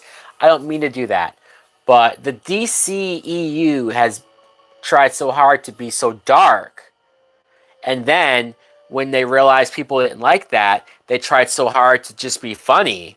It's like Marvel has had a great balance. Watch another movie. I don't know what else to watch. Um, so I want to say Endgame. Endgame. I don't know if it's the darkest movie, but Endgame. Man, between Black Widow's death and between Tony Stark's death and the funeral at the end. I mean, Endgame might have the darkest moments, but for example, Infinity War. Infinity War is a very fun movie all the way through. And then the ending of Infinity War is depressing as shit. So that's why it's hard to say a movie as a whole which is darker. Um, I do think Winter Soldier, Captain America Winter Soldier, might be their most serious movie, unless somebody can say something different. But before I go, I do want to ask you guys what your favorite moment of Spider-Man 3 is, because I don't want to end this on such a negative note on Spider-Man 3. Spider-Man 3 has many issues, many problems, and we've talked about a lot of those issues and problems thoroughly. But I want to give Spider-Man 3 at least something positive before I go. The dancing scene. Well, Jenna likes the dancing scene, so then there you go. Um, I found myself laughing at Toby's first dancing scene when he's on the street and he's going like this. But the club dancing scene I didn't care for. Peter forgives Sandman. Okay, somebody likes that moment. I didn't feel like that moment of him forgiving Sandman was earned, but hey, if you like it. Somebody else said dancing. Well, then there you go. Hey, there might be people who love the dancing. Black suit versus Sandman. Okay, so when they're in the underground train place, do you prefer darker or more serious MCU movies? And more serious. Do I prefer them? I can't say that because I like to laugh. I like to have fun. So it just depends. That's the thing about the MCU is that they kind of have a movie for whatever mood I'm in. If I'm in a mood to watch a more serious movie, then I can pop in Winter Soldier. I can pop in Avengers Endgame. Um, but if I want to laugh, if I want to be in a more fun mood, then I can pop in Thor Ragnarok. I can pop in Guardians of the Galaxy. I can pop in Iron Man. And even Iron Man has some dark moments too, especially when he gets fucking kidnapped. So, hey.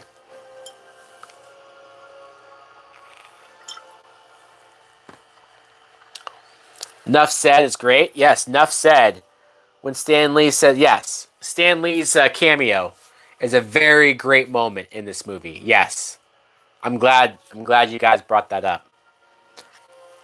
You know, I always wanted to do a video of like ranking Stan Lee's cameos.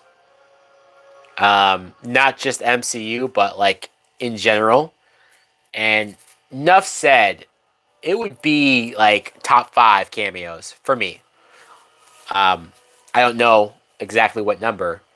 In fact, I don't even know which one is my favorite cameo. I really love the Stan Lee cameo from Deadpool. Him as the DJ in the strip club. That's hilarious. That's awesome. But if you're talking about non-funny, just kind of straightforward, um, you know, just a nice moment with Stan Lee, that's one. Captain Marvel has a pretty nice Stan Lee cameo with him on the train reading the script to Mallrats. That's pretty cool.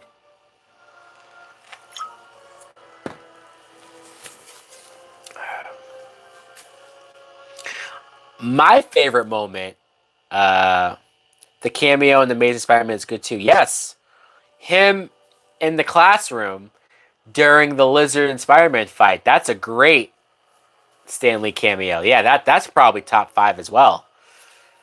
Great call.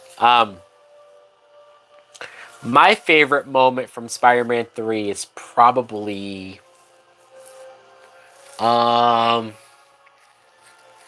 man, fuck.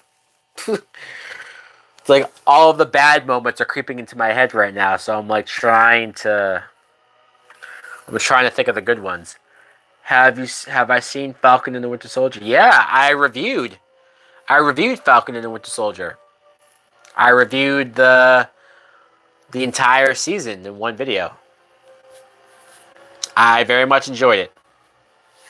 Can't wait for Sam's Captain America movie whenever we're getting that. And who knows what that's going to be called.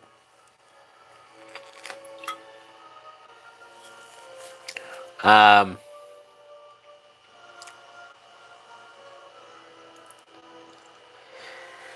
I almost want to say that my favorite scene in Spider-Man 3 is Peter at the church taking the suit off, the symbiote off of him, and it goes to Eddie Brock. But I also, when I think about that, I think about how disappointed I am in the Venom treatment, and so it's just like, it's hard to say that's my favorite scene when I know that it builds up to shit.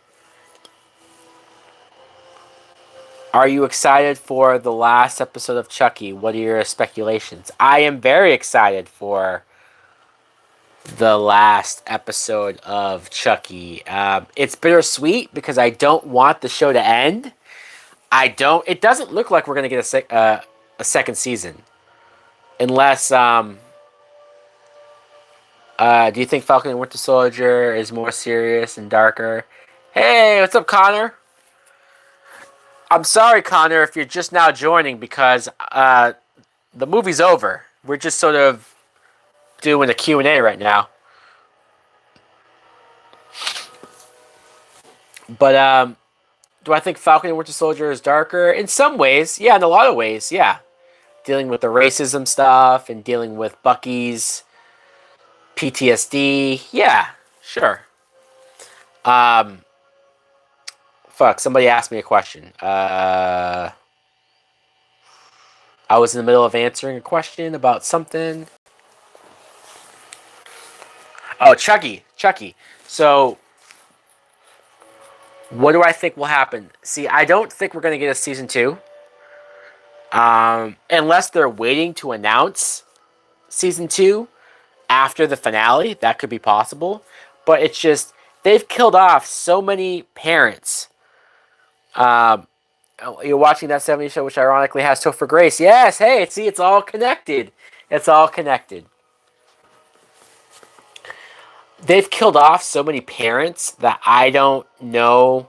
Like, all of these high school kids are going to be orphans if there's a season 2. So I don't know, man. I don't know. And we'll get a better sense of the finale. Tyler is the father of Devin revealed. Oh, you think we're going to find that out? I don't know. They haven't mentioned Devin's father at all. The last episode had me confused. Tiffany was all over the place. Yeah, she confused. Yeah, because I don't really know. Like, her showing up to the wake and kissing Devin Sawa confused the fuck out of me. Because I don't really know what her plan was or why she's trying to make Junior.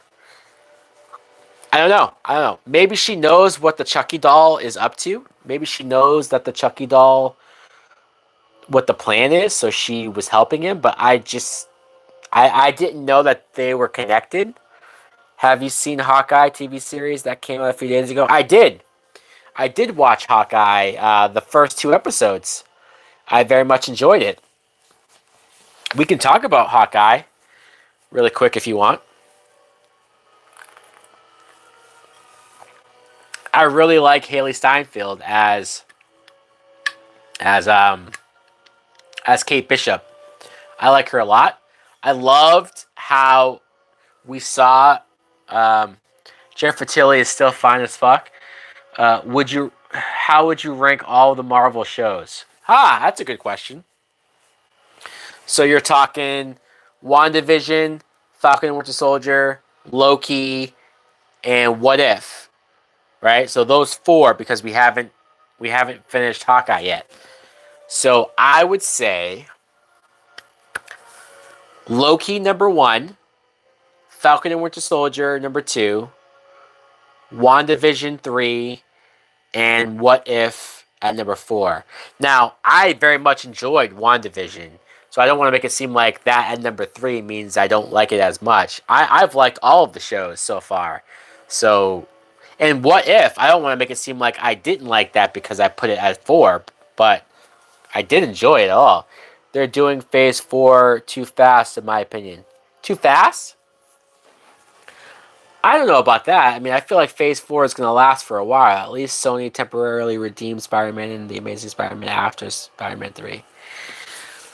Did they? I mean, okay. Whatever you say. I have a lot of issues with the Amazing Spider-Man, but we will get there when I do that stream. Should they do a Ghost Rider show? Well, they were going to do a Ghost Rider show with the actor that played him in Agents of S.H.I.E.L.D., Robbie Reyes, right? Or Robbie... Was that his name? Robbie... What? The Spanish Ghost Rider that was in Agents of S.H.I.E.L.D. He was going to get a spin-off show. And they canceled it for some reason. So, I would like to see it. It was going to be on Hulu.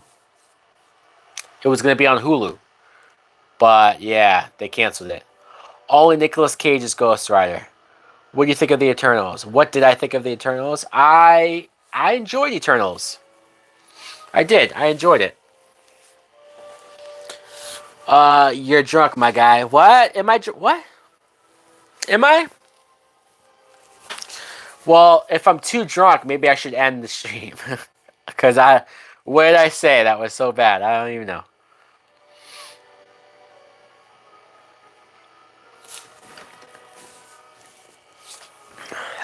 But yes, the Hawkeye show was very fun. I like 24-hour stream. What? Yeah, I'd have to prepare for that. I couldn't just do that spontaneously. He was good in the first one. Batshit crazy in the second one. Who are we talking about? I love that Kate Bishop in Hawkeye, that her backstory of seeing Hawkeye during the Avengers Chitauri attack, and that inspired her to get the bow and arrow. Like, I loved all of that. That was great. That was awesome. Good shit. You'd have a meal prepped and everything. Yeah, if I did a 24-hour stream, I'd have to have snacks, food, all that shit ready. Oh, Nicolas Cage. Oh. Yeah, Nicolas Cage was batshit crazy. And Spirit of Vengeance, right? Yeah, he was... I remember that scene, because I saw that in theaters. When he's on the motorcycle, I want to see Hawkeye in Japan as Ronin. You know, I originally thought that that's what the show would have been, is him as Ronin. Who is your favorite character in the Eternals? You know what's funny is that Icarus was my favorite character in the Eternals. Uh, he was up until a certain point. I don't want to get into spoilers in case people haven't seen the Eternals, but I really like, mostly because I liked his powers. He reminded me a lot of Superman, and so I just love seeing him fly around and doing the laser vision, the laser heat, heat, you know, heat vision. What is that? Was what the heat that the heat things? You know what Superman does. Well, Icarus could do that too. And so, and plus the actor that Richard Madden, right? He gave me Superman vibes very much so. And hearing that Chloe Zhao was inspired by Man of Steel when she was portraying Icarus, that is great because I like Man of Steel a lot. You know, I almost said love, but Man of Steel is a movie that I have some issues with. Um, you know, the end battle, Jonathan Kent telling Clark to fucking let kids drown, all that stupid shit. But besides that, I think Man of Steel is great. But yeah, one of these days I'll do a DCEU live stream. Why not? So all right, guys. Well, if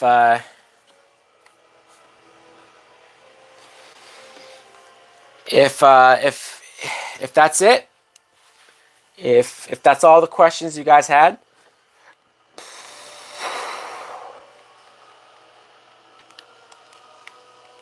how do I get out? How do I get out of this? Um, just not Justice League. Oh, what's your favorite version of Batman from the comics?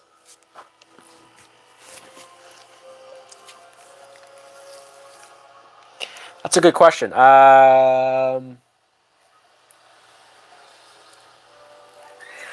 kind of like who is the best character in the Hawkeye TV series. Okay, okay. First, Batman in the comics. I want to say Dark Knight Returns, just because he's so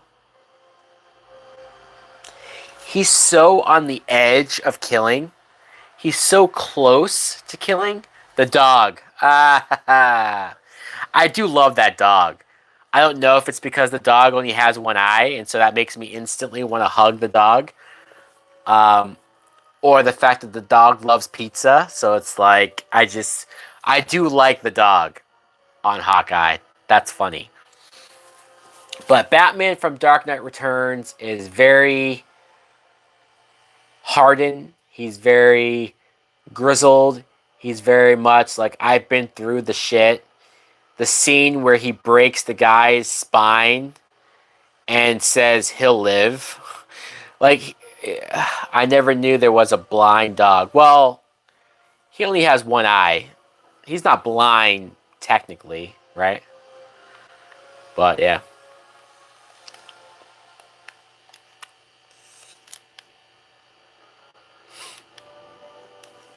Um, favorite character from Hawkeye? I might say Kate Bishop, just because I like Haley Stanfield. I think she's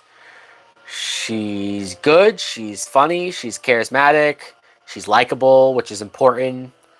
When you're introducing a new character to the MCU, you have to make her likable. You have to make her. You have to make yourself want to follow her. And in the comics, he's Clint's dog, not Kate's. Right, because in the comics, Clint Barton doesn't have a family. He's not married. He doesn't have kids. So this show is having to play around with Jeremy Renner's Hawkeye and what the movies have established Hawkeye to be, and they're trying to meld that with the comic series that this is based on, which I like. I like that they're trying to blend that all together. It's cool. It's cool.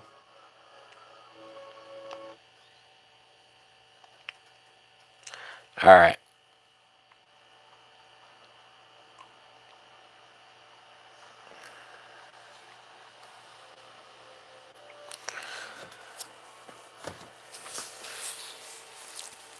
But I do like Vera Farmiga in the Hawkeye show.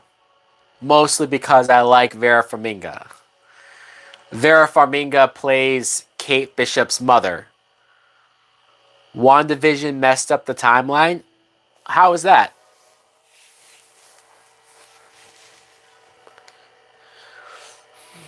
Yeah, Vera Farmiga, you guys probably recognize her from the Conjuring movies. She's in everything. She's everywhere, this lady.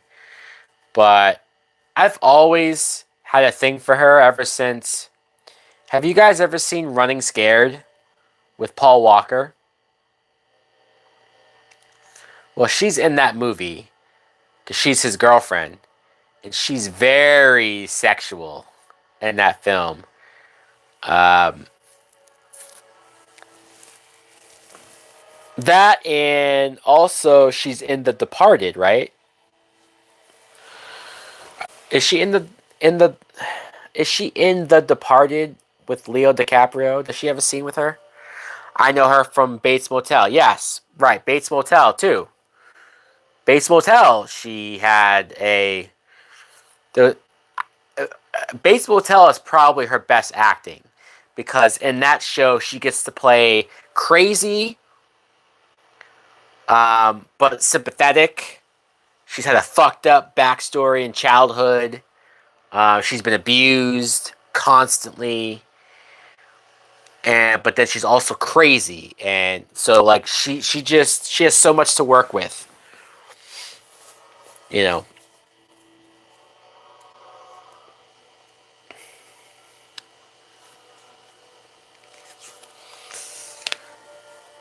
Oh, all right. Well, I hope you guys enjoyed.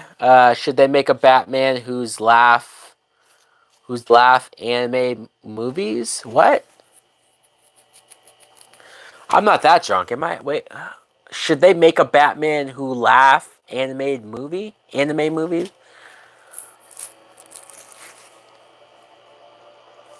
I don't know what you're asking, Shadow Bear. I apologize. I'm trying to read it and I just can't figure it out. That part where she almost raped was messed up. It was. What is your favorite part? Paul Walker performance in the movie? Probably Running Scared. Or you know what? Actually, I think Running Scared is Paul Walker's best movie, but his performance in Hours is actually pretty damn good. If you guys haven't seen Paul Walker in Hours, because when Paul Walker, the Batman Who Laughs is a comic book. Oh right, yes, I'm aware of the comic book. Okay, all right. Should they make it an animated movie? Sure, fuck it, why not? Um, so when Paul Walker died, up until that point, I had only seen his Fast and Furious movies. That was the only thing I'd ever saw him in. And so when he died, I made a point to watch at least like 10 or so of his non-Fast and Furious movies. And I reviewed them all on the channel if you guys want to check that out. Just search on my channel for Paul Walker. It'll probably pop up. I reviewed Hours, Running Scared, um, a movie. Um,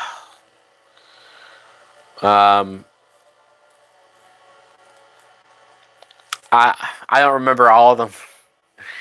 I'm not gonna lie, but I watched and reviewed a lot of Paul Walker movies. The one with him and Jessica Alba. What was it? Blue something. A lot of Paul Walker movies I watched for the first time because he died. Should I watch out? Yes. If you want to see a good Paul Walker performance, watch Into the Blue. Thank you, Shadow Bear. The Into the Blue is a shit movie. It's terrible. That's why I watched Joyride. I watched Joyride when Paul Walker died, and I very much enjoyed Joyride. That movie was suspenseful as fuck. If you guys want to see a movie that's gonna bring you to the edge of your seat, Joyride, the first movie with Paul Walker, and that other dude. That's a good movie. There's a couple other movies of his that something vehicle. I forget. 38 vehicle, some shit. I don't know.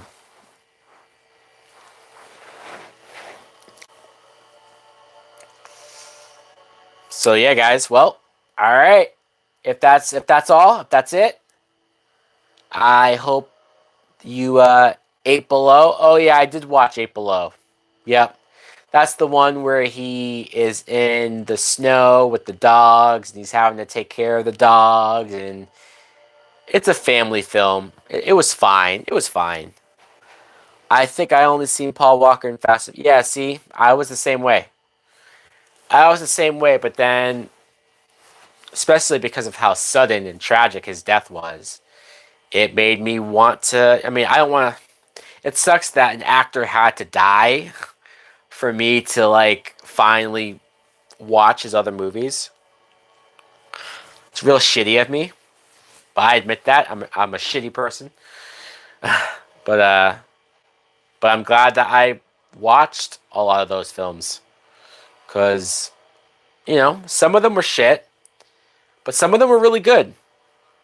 His worst movie was either Into the Blue or The Life and Death of Bobby Z. That movie was so fucking terrible. It's like, for a lot of people, don't feel bad. The Life and Death of Bobby Z was fucking garbage. And I felt bad when I was watching the movie. Paul Walker was already dead. And I was just like, I was just watching it going like, oh man, I'm going to have to make a fucking rant on this film after he died. I'm going to have to say that this movie's shit. It was conflicting. Oh, with the dinosaur puppet? The dinosaur puppet. What? Is there a dinosaur puppet? What? The Life and Death of Bobby Z is with Paul Walker and Lawrence Fishburne. I did not know that Paul Walker and Eminem auditioned for Training Day. I did not know that. Wow, that's weird. It's very weird.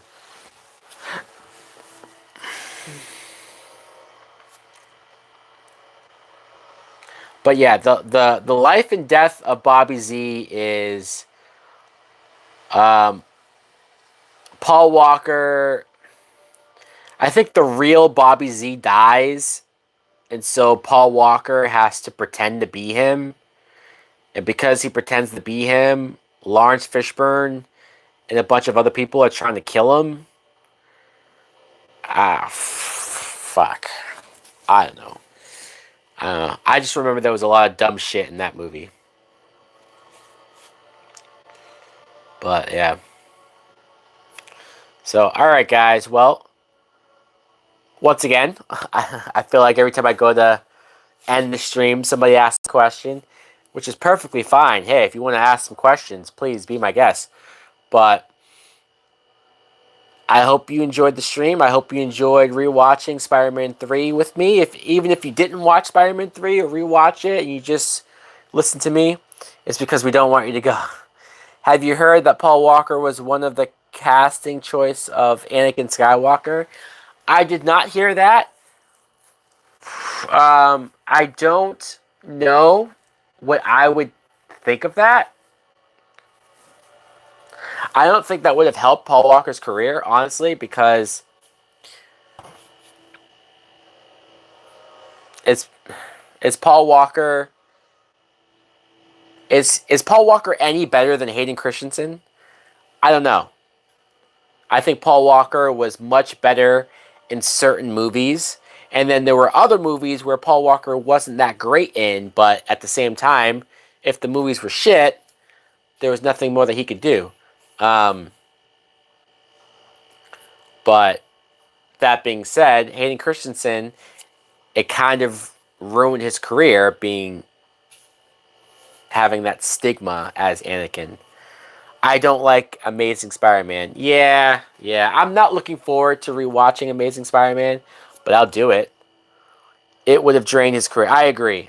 There would have been no Fast and Furious for Paul Walker if he had done Anakin Skywalker. You know.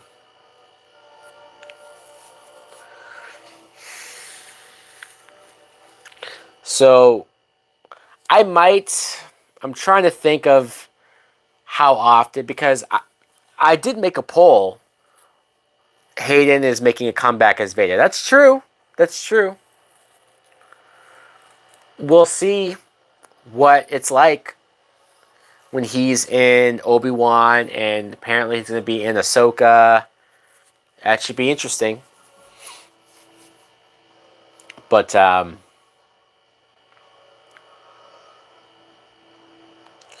I did make a poll on my channel. I asked people if they want to see more live streams or more movie reviews, and people voted. It was like 60 something percent movie reviews.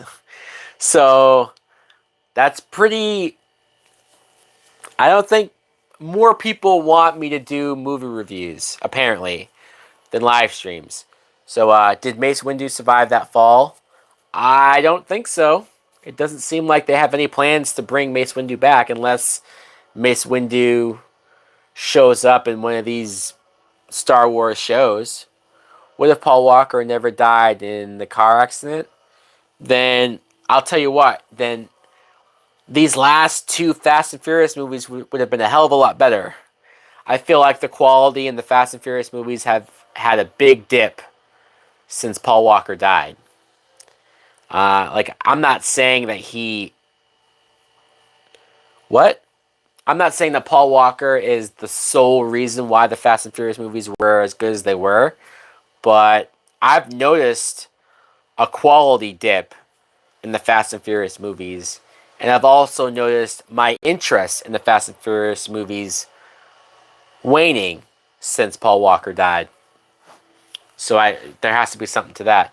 They replaced Paul Walker with The Rock and John Cena. Yeah, right? I know.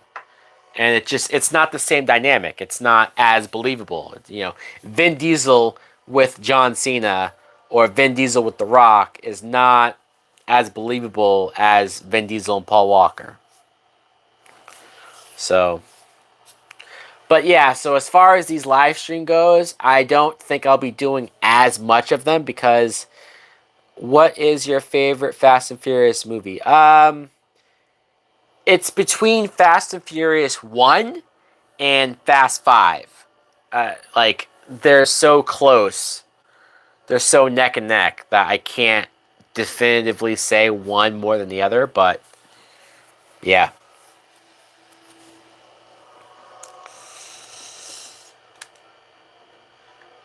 But I've definitely seen the first Fast and Furious movie more because of it's older. So I definitely have seen that movie more for sure.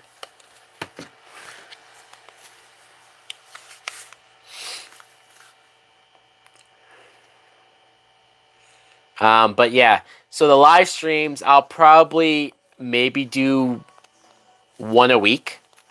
I guess I'll focus more on reviews and stuff like that people,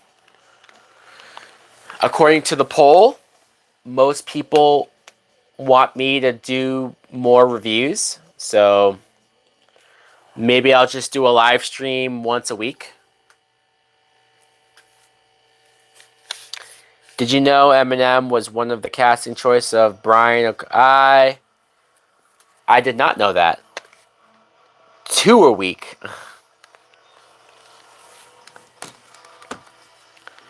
Well, that's what I was originally going to do. I was probably going to try to do like 2 live streams a week, but 60 something percent of people on my channel want me to do more reviews. So I can't ignore that, right?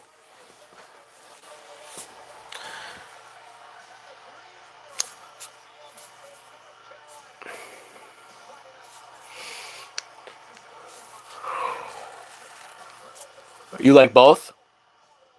Well, thank you, Brandon. I appreciate that.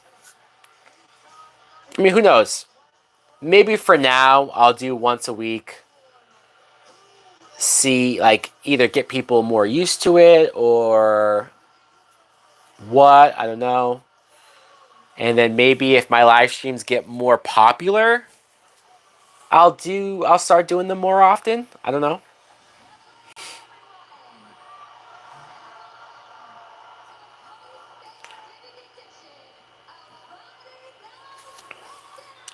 So I think as of right now, the live stream for the Amazing Spider-Man will probably be next Friday. I'll let you know if it changes. Who's your favorite character in Fast and Furious? Um, Brian, Paul Walker. I think Paul Walker is my favorite character in the Fast and Furious movies. Yeah? He's the most interesting character as far as being a guy who's a cop and who is supposed to do the right thing, but sort of the right thing, that line gets blurred. Friday streams, maybe. I guess I'll let you guys know if my schedule changes or if I change my mind about Fridays and if I do another night. But I very well might do a live stream for Chucky, for the finale of Chucky. So stay tuned for that. Um, I might do like a watch along and then talk about the Chucky finale after. We'll have a discussion. So yeah, we'll figure it out. Vin Diesel is yours. Okay. I think. Do you like Brian O'Connor as a criminal in Fast and Furious? As a criminal, I don't know if I like him as a criminal. Um, I just like the fact that he is morally confused on what to do. He's a cop, but he doesn't feel like Vin Diesel and Mia and Letty and all of them necessarily deserve to be locked up, you know?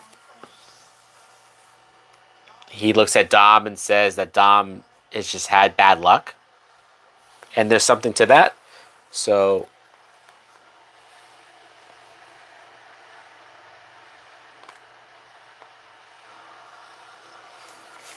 but yeah. All right, guys. Well, I hope you have enjoyed the Spider-Man 3 live stream, although I've been done with Spider-Man 3 for a while now. But this has been fun. I may do a live stream for Chucky. If I don't, then if it's just a review, don't be mad. At least it's something. I'm either reviewing it or I'm doing a live stream. That's guaranteed. You know, maybe, who knows, maybe on that night, maybe I won't feel like live streaming and I'll just do a review. We'll figure that out. Either way, though, we're definitely doing a live stream next week for The Amazing Spider-Man. So, for all you Andrew Garfield fans, I hope you are looking forward to that one. But, alright, guys. Take care. Appreciate you. Thank you for donating. Alright, later.